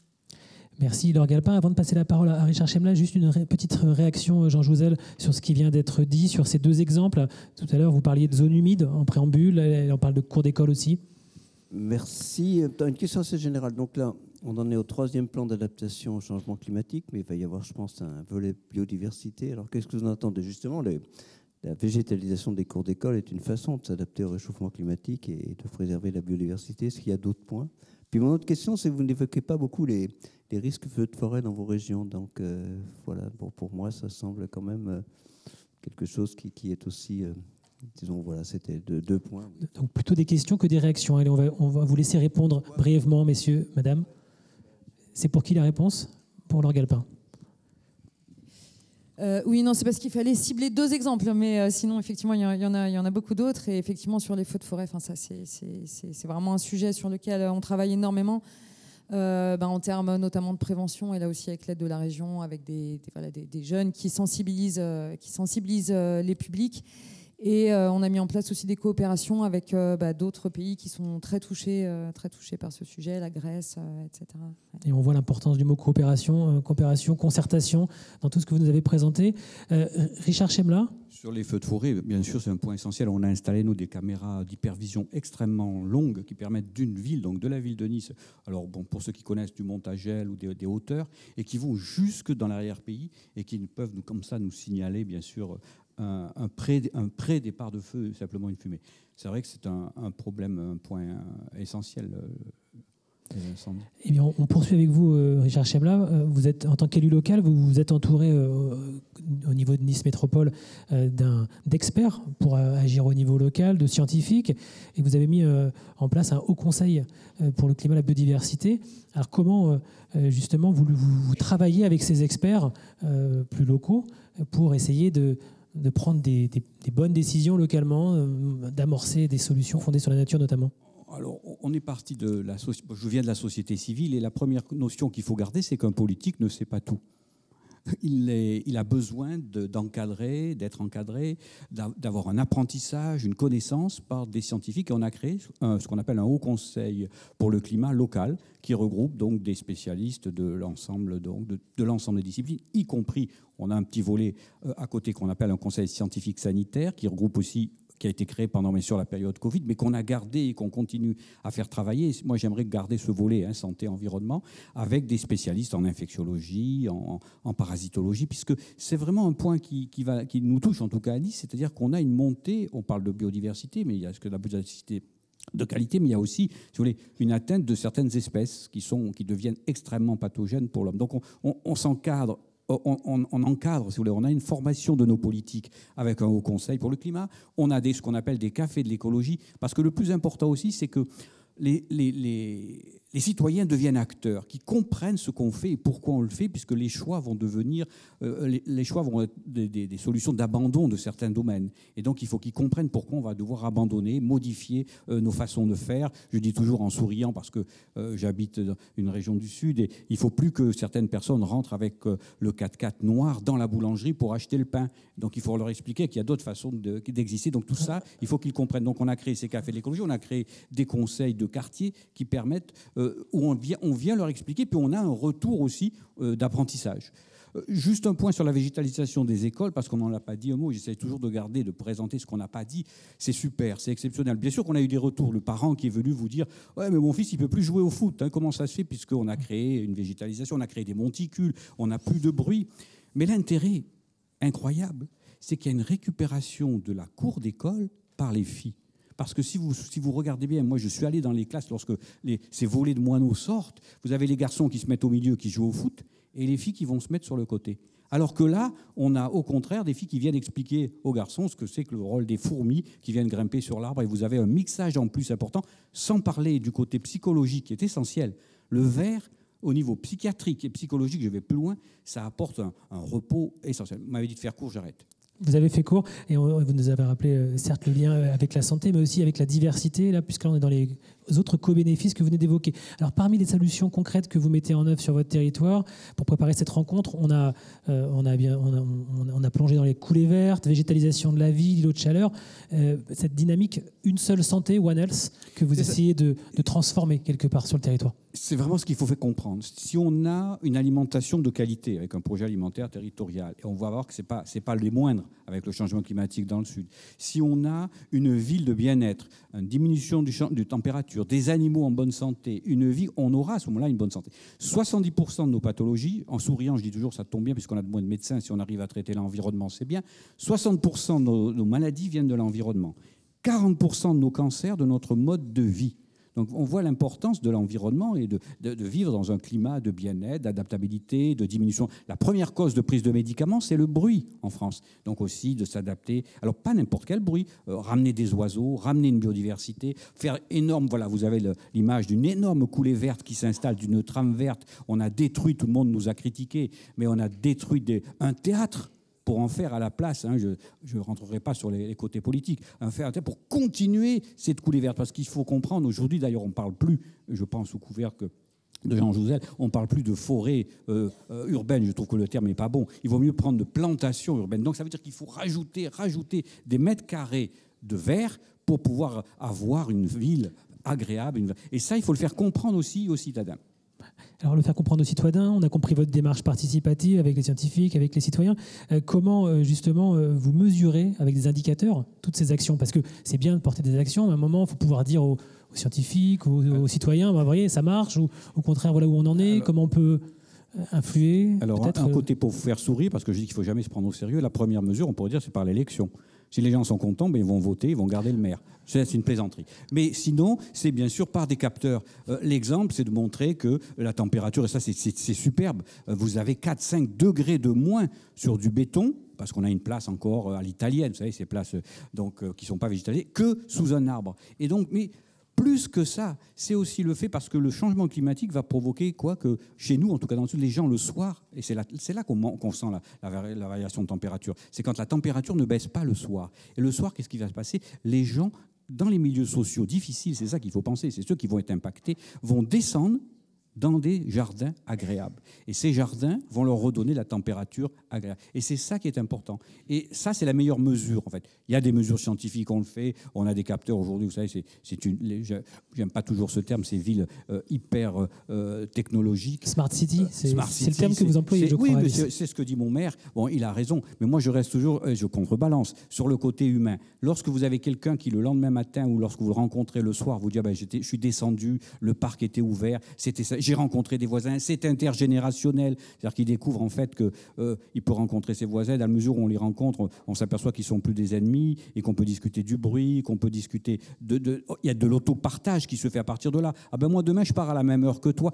Ce qui est intéressant à noter, vous voyez où nous amène le changement climatique et la modification, c'est vers vraiment des idées et des concepts sur lesquels on ne pense pas immédiatement.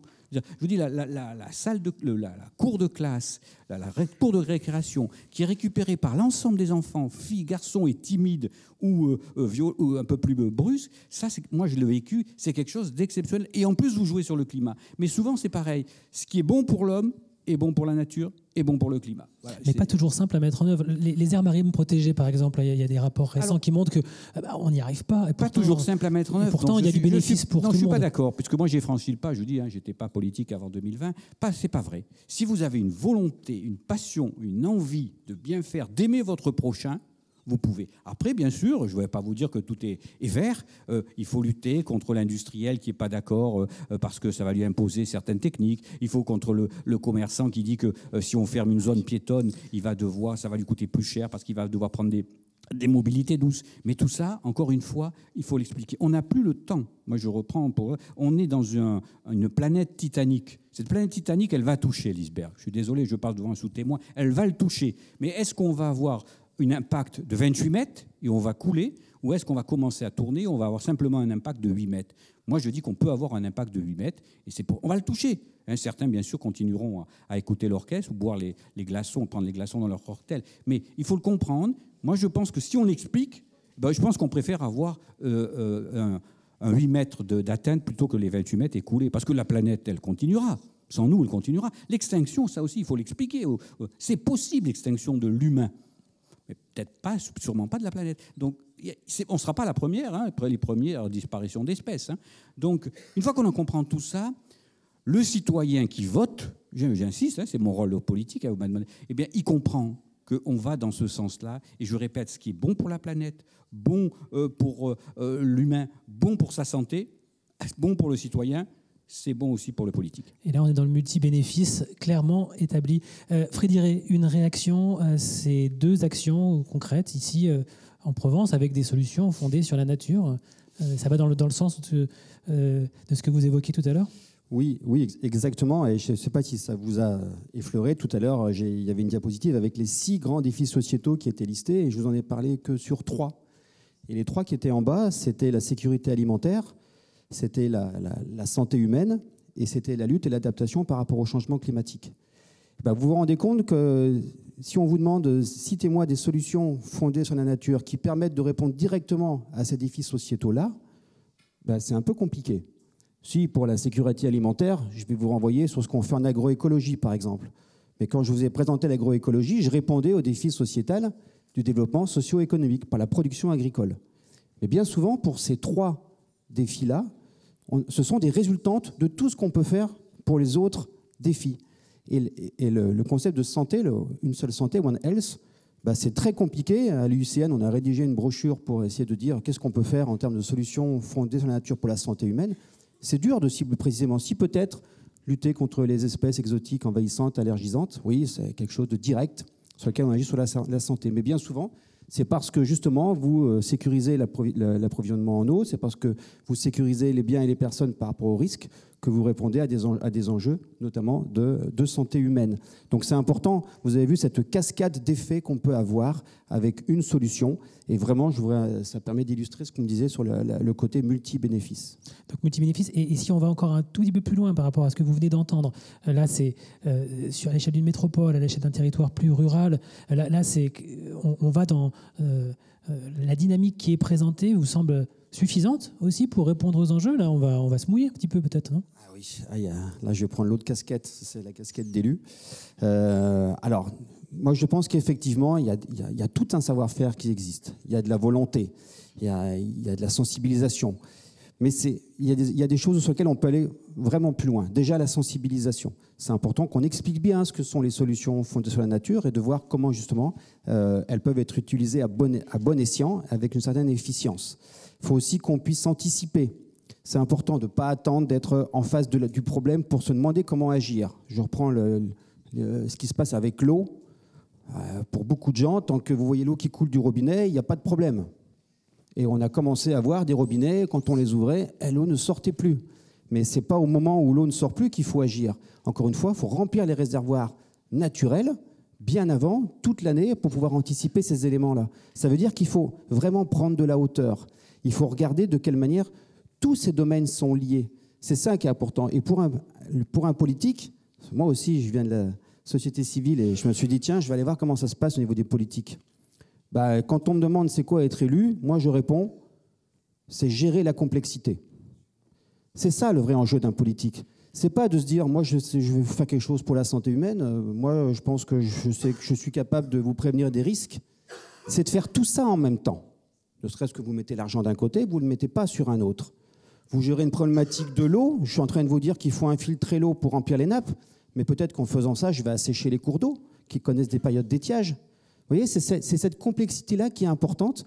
C'est là que je pense que justement, parce qu'on sera tous ensemble pour y penser, chacun aura ses idées, chacun aura son savoir-faire, son savoir, son propre métier, pour qu'on arrive vraiment à faire en sorte qu'on puisse gérer ensemble ces questions de complexité.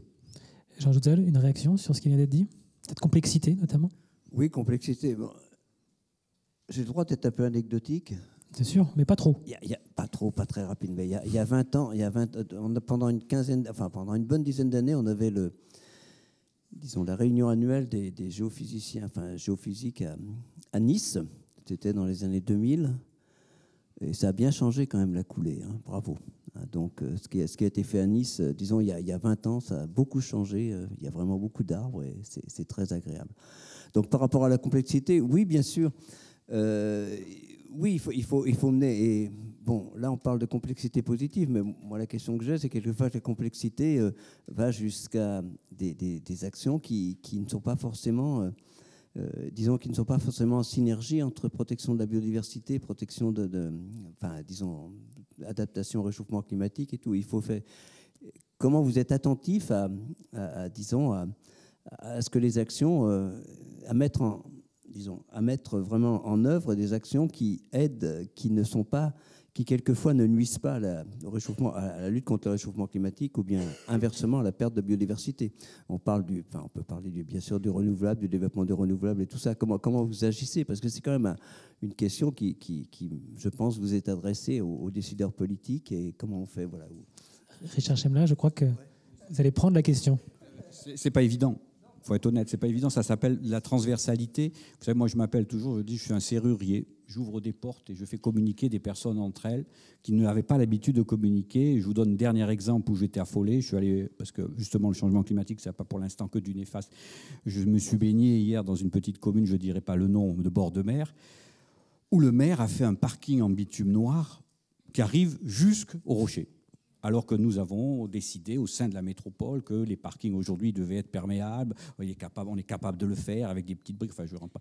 Vous voyez, il va falloir, qu'est-ce qu'on fait? Vous l'avez, c'est trop tard pour baisser les bras. Il faut reprendre la discussion avec cette commune, refaire le point, voir comment on peut faire. C'est du pied à pied, c'est de trouver à chaque fois, d'expliquer à tous les services techniques qu'ils ont un rôle à jouer. Je dis toujours, moi, le plombier et le peintre, c'est un médecin, parce que si le peintre il utilise une peinture avec des perturbateurs endocriniens, les enfants dans l'école vont être contaminés. Le plombier, s'il continue à mettre des tuyaux en plomb, on aura du saturnisme. Tout le monde a un impact sur la santé. Et là, ce maire-là, si vous voulez, les parties du bitume vont partir dans l'eau, ils vont tuer des poissons qu'on va manger. Enfin bref. Voilà. Et je pense, c'est de jamais, ça m'arrive, mais voilà, des journées comme ici, merci encore une fois, l'arbre nous recharge les batteries, nous redonne envie de continuer. Bien entendu, je dis, la nature, c'est un livre de grammaire. On est tous capables ici de parler français, mais on connaît plus ou moins le livre de grammaire et on va faire des fautes. Notre rôle, nous, c'est de l'apprendre en sensibilisation, en éducation, apprendre le livre de grammaire pour qu'on le conjugue bien et qu'on fasse le moins de fautes possible. On peut vivre avec, on pourra parler, mais on fera le moins de fautes possible. C'est pas évident. Vous savez, à Nice, prenons un exemple catastrophique, le tourisme. On essaie, moi je suis en train de construire avec l'Office du tourisme et notre maire, président de la métropole, d'étaler le tourisme. C'est-à-dire on l'oublie toujours, Nice, on a quand même le Mercantour avec une altitude de 3000 mètres d'altitude, un des grands sommets. Eh bien, si on arrive à créer, au lieu des gens qui restent 3 jours sur la Côte d'Azur, sur la côte, et 4-5 jours, ils montent dans le moyen pays ou le haut pays, parce qu'on organise, parce que malheureusement, là, il faut vraiment que ça soit organisé, l'hébergement, la balade, la promenade, la via ferrata, la découverte de la nature sans rien d'autre que les pieds et que la balade. On a gagné. On a les mêmes nombres de touristes, mais on a moins de pression sur la Côte d'Azur. Donc cet exemple, je le donne souvent parce que avec l'intelligence, c'est possible. Avec le respect aussi de la nature, c'est possible. Et quel territoire à découvrir merveilleux aussi. Et je répète, même nombre de tourisme, moins de pression, moins de consommation d'eau, etc. Et vous avez vu ce que fait Barcelone déjà par rapport au tourisme, par rapport à la pression, j'imagine que vous vous en inspirez. Oui, mais un point important, et j'insiste, la Côte d'Azur ne vit que du tourisme.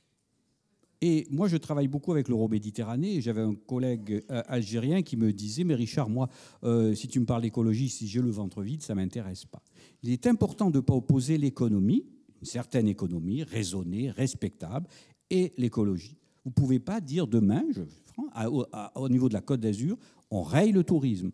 Ce n'est pas possible. Donc il faut l'adapter, il faut l'expliquer, il faut l'étaler. Une chance aussi, je répète, que le changement climatique peut nous donner. On peut aller en mai, en juin, on peut déjà commencer à se baigner. En septembre, octobre, on peut continuer. Tout ça, il faut l'utiliser. C'est, si vous voulez, le bon côté des mauvaises choses. Le bon côté des mauvaises choses, cette complexité, Laure Galpin, pour terminer notre séquence, avant de vous donner la parole, commencez à réfléchir à des questions. Hein. On va vous passer le micro, on aura un petit quart d'heure ensemble. Cette complexité, comment, et ces touristes, cette intensité du tourisme, comment vous, en Luberon aussi, vous devez y faire face? Comment vous la gérez? Comment vous essayez ouais. Alors effectivement, la complexité, la conciliation des différents enjeux, ça c'est vraiment quelque chose, une chose à laquelle on est tous confrontés quand on agit sur ces sujets. Et donc par rapport au tourisme, justement, je pense que le changement climatique est plutôt, en tout cas sur notre territoire, très problématique par rapport aux fortes vagues de chaleur, où en fait, les gens qui veulent venir en plein été ne peuvent pas vraiment profiter du territoire. Donc on travaille justement avec les acteurs du tourisme sur ce sujet-là, on travaille avec eux sur différentes éco-solutions pour eux-mêmes gérer leurs établissements, etc. On travaille aussi sur la fréquentation, la surfréquentation de certains espaces naturels où il y a une c'est un vrai risque. Et oui, complètement. Donc il y a ce besoin effectivement de reconnexion à la nature, mais il y a aussi ce besoin d'équilibre pour gérer la pression en fait sur les habitats naturels, les sites naturels. Donc ça, on y travaille beaucoup d'ailleurs avec l'Arbre. Il y a un gros sujet, un gros projet sur ce sujet-là. C'est tout le temps de la concertation, de la réflexion, comment est-ce qu'on aménage, comment est-ce qu'on répartit les flux, et donc sujet complexe et autre sujet complexe là qu'on a un petit peu cité rapidement mais qui est vraiment d'actualité, c'est sur le développement des énergies renouvelables. Donc sur notre territoire, on a tous les territoires, mais on a des objectifs assez importants qui sont fixés au niveau national et aussi par le SRADET, de développement des énergies renouvelables. Et en même temps, du coup, alors où est-ce qu'on les met? Donc une fois si on arrive à en mettre sur toutes les toitures, les parkings, etc., il reste quand même d'autres installations à mettre. Donc il faut quand même aller en espace naturel. Mais alors, c'est ce qu'on disait. On concilier les usages. Exactement. D'un côté, on agit positivement et en même temps, est-ce que l'impact n'est pas négatif par ailleurs? Donc ça demande tout le temps cette discussion.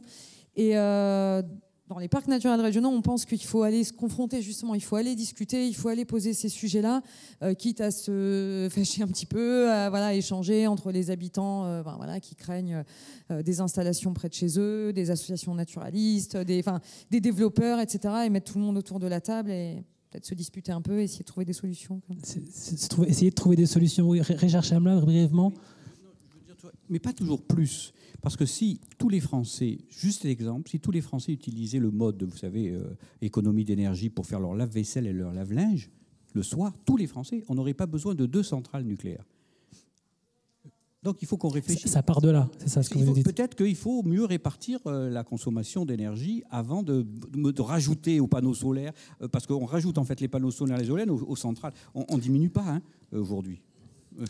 Et sur l'aspect biodiversité, c'est ce que vous nous disiez tout à l'heure, Laure Galpin, ça coûte moins cher aussi de préserver plutôt que de réparer. Et ça, c'est un point extrêmement important, notamment sur la question des zones humides que vous évoquiez tout à l'heure. Jean Zouzel, par rapport à tout ce qui vient d'être dit, parce qu'il va être bientôt temps de conclure ces échanges. Merci pour vos engagements respectifs. Donc moi, j'ai le droit de dire un petit regret. Alors pourquoi on ne parle pas beaucoup de biodiversité océanique quand même? On dirait que ça ne vous soucie pas beaucoup. Mais pour moi, franchement, entre l'acidification et ces vagues de chaleur, pour la Méditerranée, moi, c'est vraiment quelque chose qui serait important d'évoquer et de voir. Voilà. On va vous passer le micro. C'est bien. Donc, mais bon, moi, je connais, bien sûr. Non, c'est pas un regret, mais c'est vrai qu'il y a. Plus généralement, l'agrivoltaïsme se développe ou pas du tout? Est-ce que oui. Bon, donc oui. Allez, deux questions brèves. Question synthétique, réponse synthétique. Jean, peux-tu passer le micro? Et on conclura ensuite. Sur ce sujet. Non, mais bien sûr, on est là proche. Non, le sujet de la biodiversité, on n'a peut-être pas suffisamment parlé, mais on a bien conscience qu'effectivement tout ça est très lié, et donc on y travaille, quotidiennement, inventaire, connaissance, préservation, restauration. Ça c'est vraiment très important. Et aussi tout à l'heure on parlait du risque feu de forêt. J'ai pas dit aussi qu'on travaille énormément, par exemple sur le soutien au pastoralisme, pour garder des milieux ouverts. Et oui, l'agrivoltaïsme. C'est un sujet sur lequel on travaille avec les acteurs en région, avec un groupe agrivoltaïsme sur le sujet qui s'interroge. Comment est-ce qu'on le développe sans hypothéquer les terres agricoles, les paysages, la biodiversité. Donc on est, j'ai envie de dire, on est encore sur de l'expérimentation. Richard Chamelin. Sur la mer, c'est dramatique. C'est dramatique. D'abord parce qu'elle nous protège. On serait 3 fois plus chaud que si on n'avait pas la Méditerranée. On a, pour un petit peu vous rassurer, c'est Jean-Pierre Gattuso qui était au GIEC et qui est chez nous conseiller scientifique et qui est en charge de nous donner des solutions. Mais ces solutions, elles sont peu locales. On va créer, elle va s'ouvrir une aire marine protégée. On a des aires marines éducatives. Mais moi qui suis plongeur, depuis 10 ans, 15 ans, je vois la différence. Et c'est dramatique, parce qu'on ne la voit pas sous ce qui est caché sous le bleu. Vous savez, pendant une époque, il y avait même certains scientifiques qui disaient le pouvoir auto-épurateur de la mer. On pouvait tout jeter dans l'eau. Imaginez, il y a 30 ans de ça seulement. On pouvait tout jeter dans l'eau de mer et ils considéraient, ça s'appelait le pouvoir auto-épurateur de la mer. 3 petits points de suspension, on fait toujours court. Merci pour ces éléments. Merci à toutes et tous. Je pense qu'on peut les applaudir.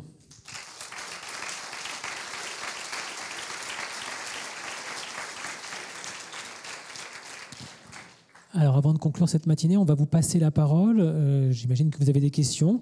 On a un petit quart d'heure ensemble. A-t-on des micros pour la salle? S'il vous plaît. Je crois que celui-ci remarche. On va pouvoir le tester. Oui, c'est bon. Oui. Oui. Je crois que ça marche. Madame, ici. On va vous passer le micro, un petit instant.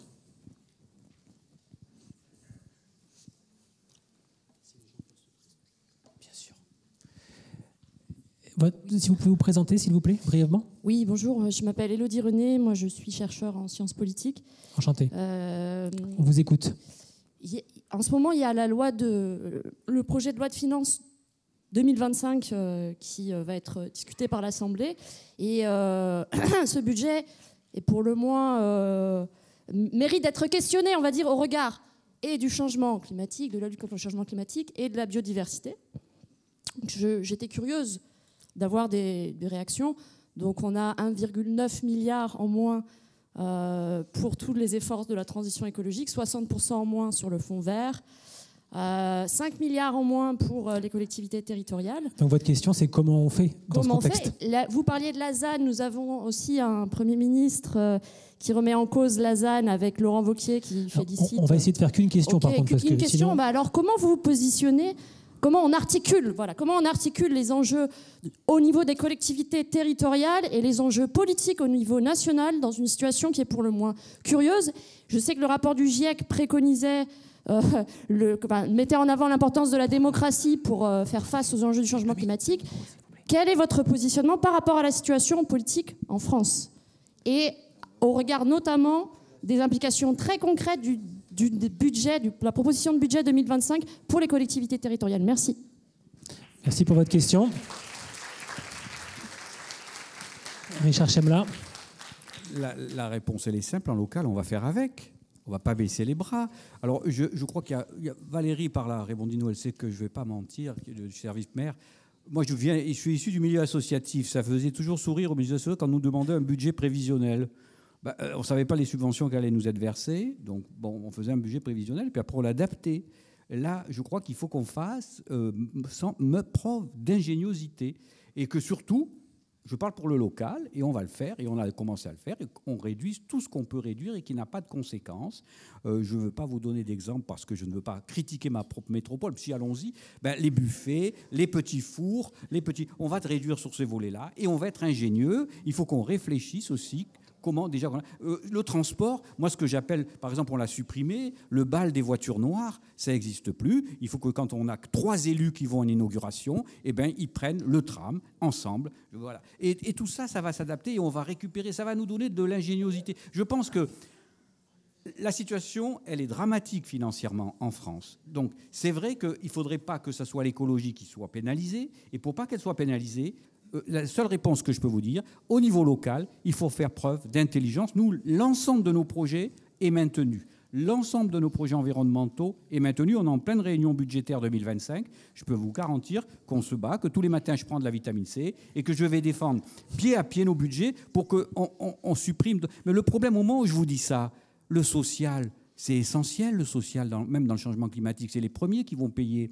La culture, c'est essentiel. La culture, ça apporte des bons moments de détente. Et les transports et la mobilité, ça joue sur le changement climatique. La santé, j'en parle même pas, heureusement. Et on est dans une période où l'intelligence et aussi le fait qu'on doit se maintenir et se tenir ensemble la main, parce que ça ne sert à rien, on est sur le même bateau. Si le bateau coule, on coulera tous ensemble. L'intelligence, la façon de être et la transversalité doivent nous permettre de sortir un petit peu de cette passe difficile. Laure Galpin, vous vouliez réagir parce qu'on a compris sobriété, intelligence collective, en résumé, oui, voilà. face à un choc budgétaire. Nous, on a arrêté les petits fours depuis très très longtemps déjà, donc on essaye de se tourner vers d'autres solutions. Non, je pense qu'il faut qu'on développe aussi les partenariats avec le secteur privé, avec les entreprises, donc à travers du mécénat, mais pas simplement du mécénat où on reçoit des fonds, mais du mécénat où les entreprises prennent des engagements aussi pour agir. Et à titre personnel, je travaille dans la territoriale depuis toujours. Je pensais que c'était difficile pour moi de parler aux entreprises privées. Et en fait, en prenant des contacts, il y a des entreprises, et il y en a certainement plein ici, qui sont hyper motivées et donc avec lesquelles on peut vraiment travailler sur la question. Après, ça ne viendra jamais en remplacement des fonds publics. Ouais, c'était ma question, est-ce que ça va suffire ? Non. Donc ça permet de limiter quelque part le choc. Frédéric ? Faut que je rajoute quelque chose ? Non, mais vous preniez les micros. Donc je vois que madame qui a posé la question, elle sourit, elle rit même. Je pense que vous vouliez taper un grand coup, c'est réussi. Parce qu'avec une question pareille, on pourrait y passer l'après-midi, quoi. C'est tellement vaste. Mais simplement, ça me fait penser à deux mots que j'ai eus juste avant. Anticiper. On est d'accord, on n'a quand même pas trop anticipé. Et on aurait pu éviter de se retrouver dans une telle situation, parce que maintenant, il faut faire avec des moyens qui sont nettement moins importants. Et si encore on était à une belle situation, on aurait dit on a bien travaillé. Enfin bon. Et puis, la complexité, oui, ça veut dire que oui, il y a des réductions partout. Et comment est-ce qu'on fait mieux avec moins ? Alors moi, je suis entièrement d'accord qu'il faut faire confiance au local. Parce que la France, c'est grand, c'est beau, mais c'est tellement divers. Et nous aussi, nous sommes tellement divers ici. Pour moi, la solution, elle est là. dans la diversification. La biodiversité, c'est bien. Mais il y en a tellement de la diversité aussi ailleurs, dans ce qu'on est nous, pour trouver des solutions.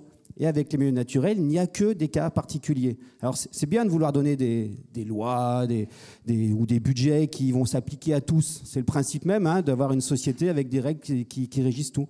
Mais on est tellement divers qu'on va tous avoir des solutions différentes. Et ça, il faut nous faire confiance, parce qu'on saura bien maîtriser ce qui se passe, on saura bien utiliser les forces vives en interne pour trouver des solutions, et on va trouver des solutions.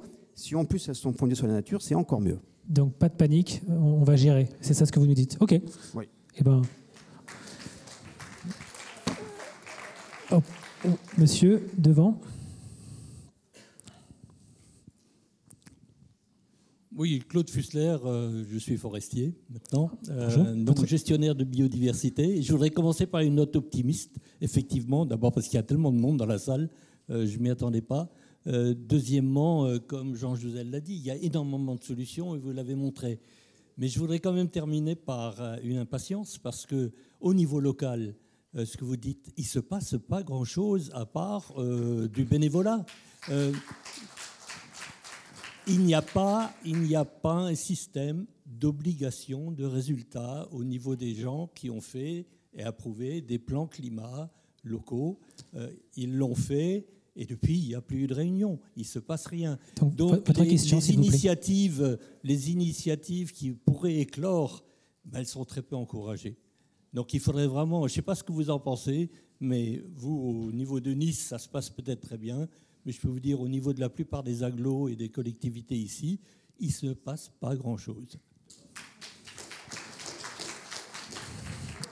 Allez, mesdames, messieurs. Nice, je vais me mettre en porte-à-faux, là, pas du tout, parce qu'à Nice, si vous voulez, et je peux dire même dans la région, je crois que je peux même parler avec je ne représente pas le conseil régional, mais quand même, je veux dire que la région a un budget relativement important, des actions relativement importantes. Nous, on a un plan climat, ce plan climat.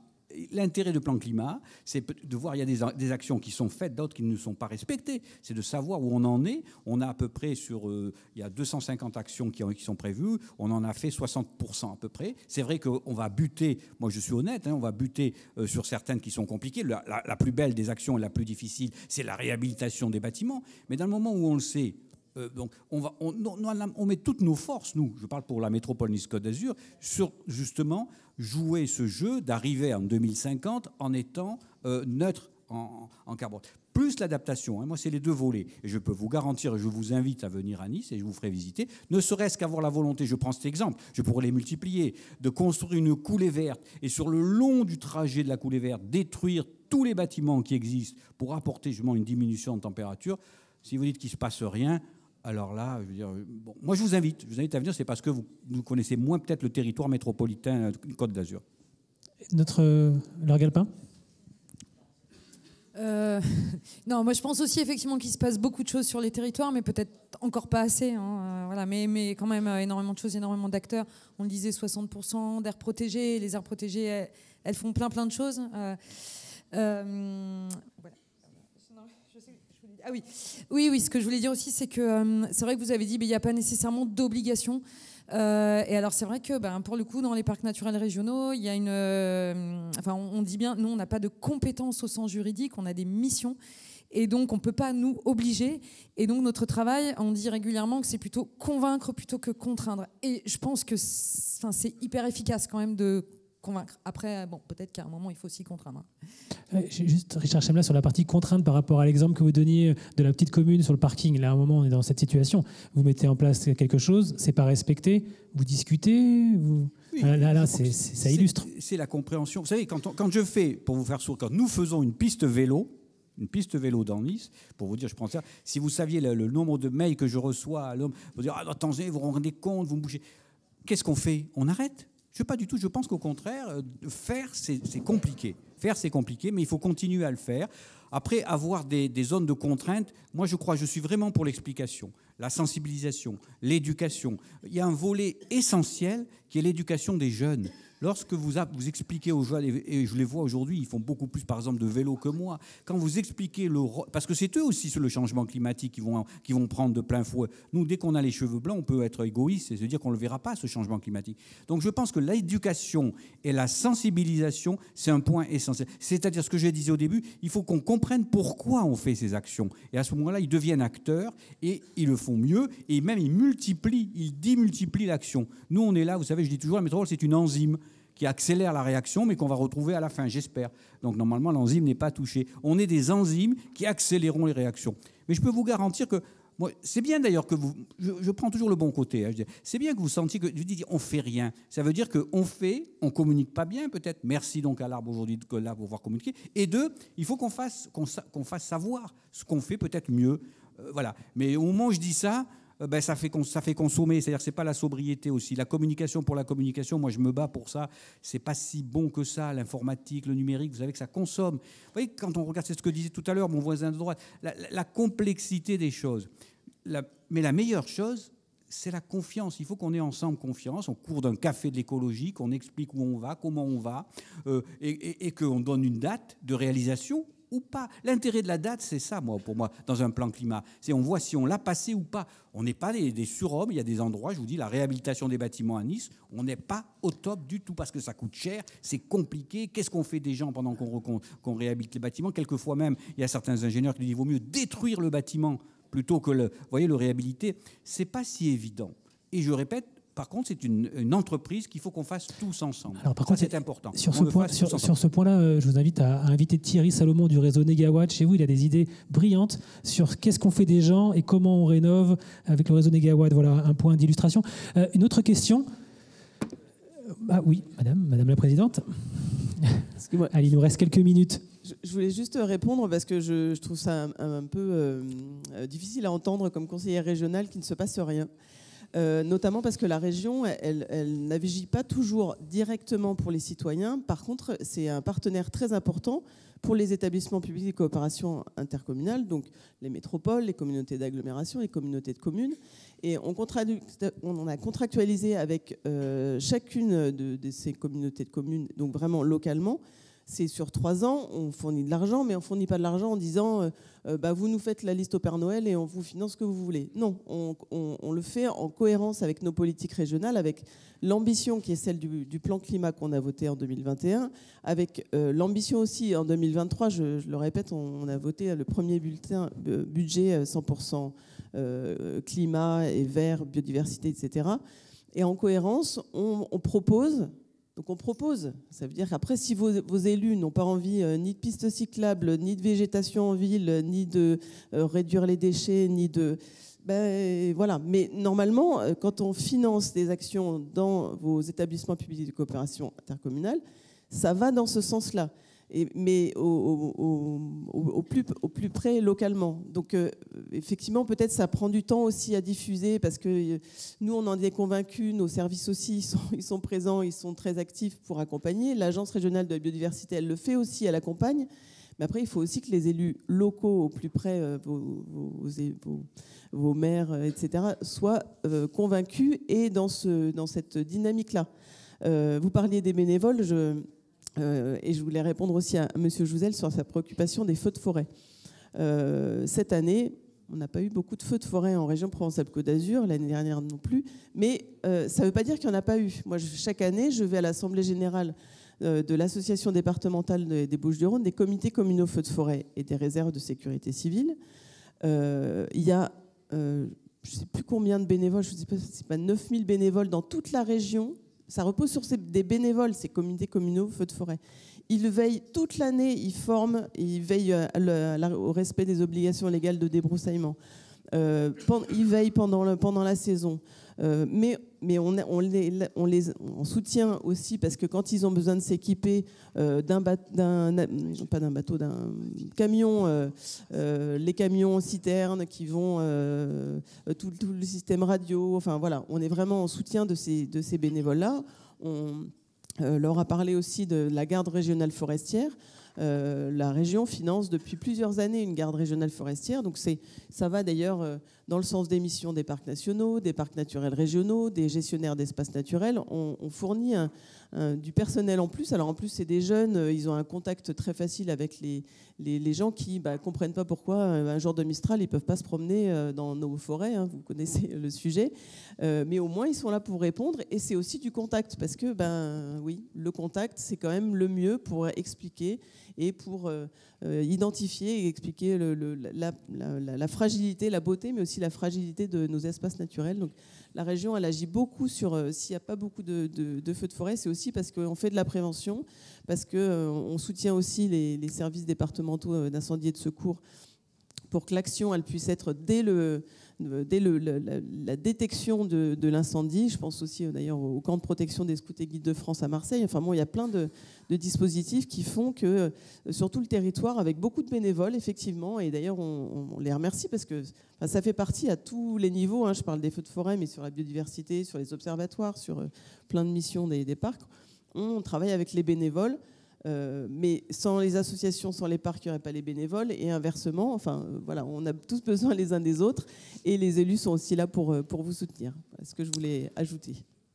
Mais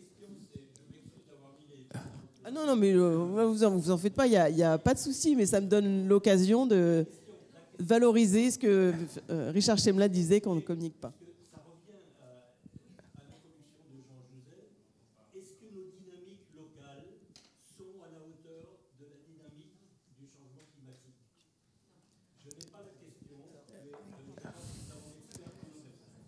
Moi, attendez, excusez-moi, parce que moi aussi je vais vous répondre.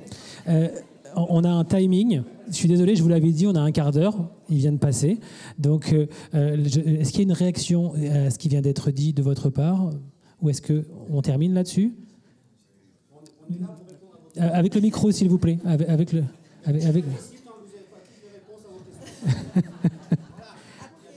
Voilà, vous pourrez poursuivre la discussion autour d'un déjeuner, autour des échanges. Merci à toutes et à tous. On peut les applaudir quand même pour tous ces débats.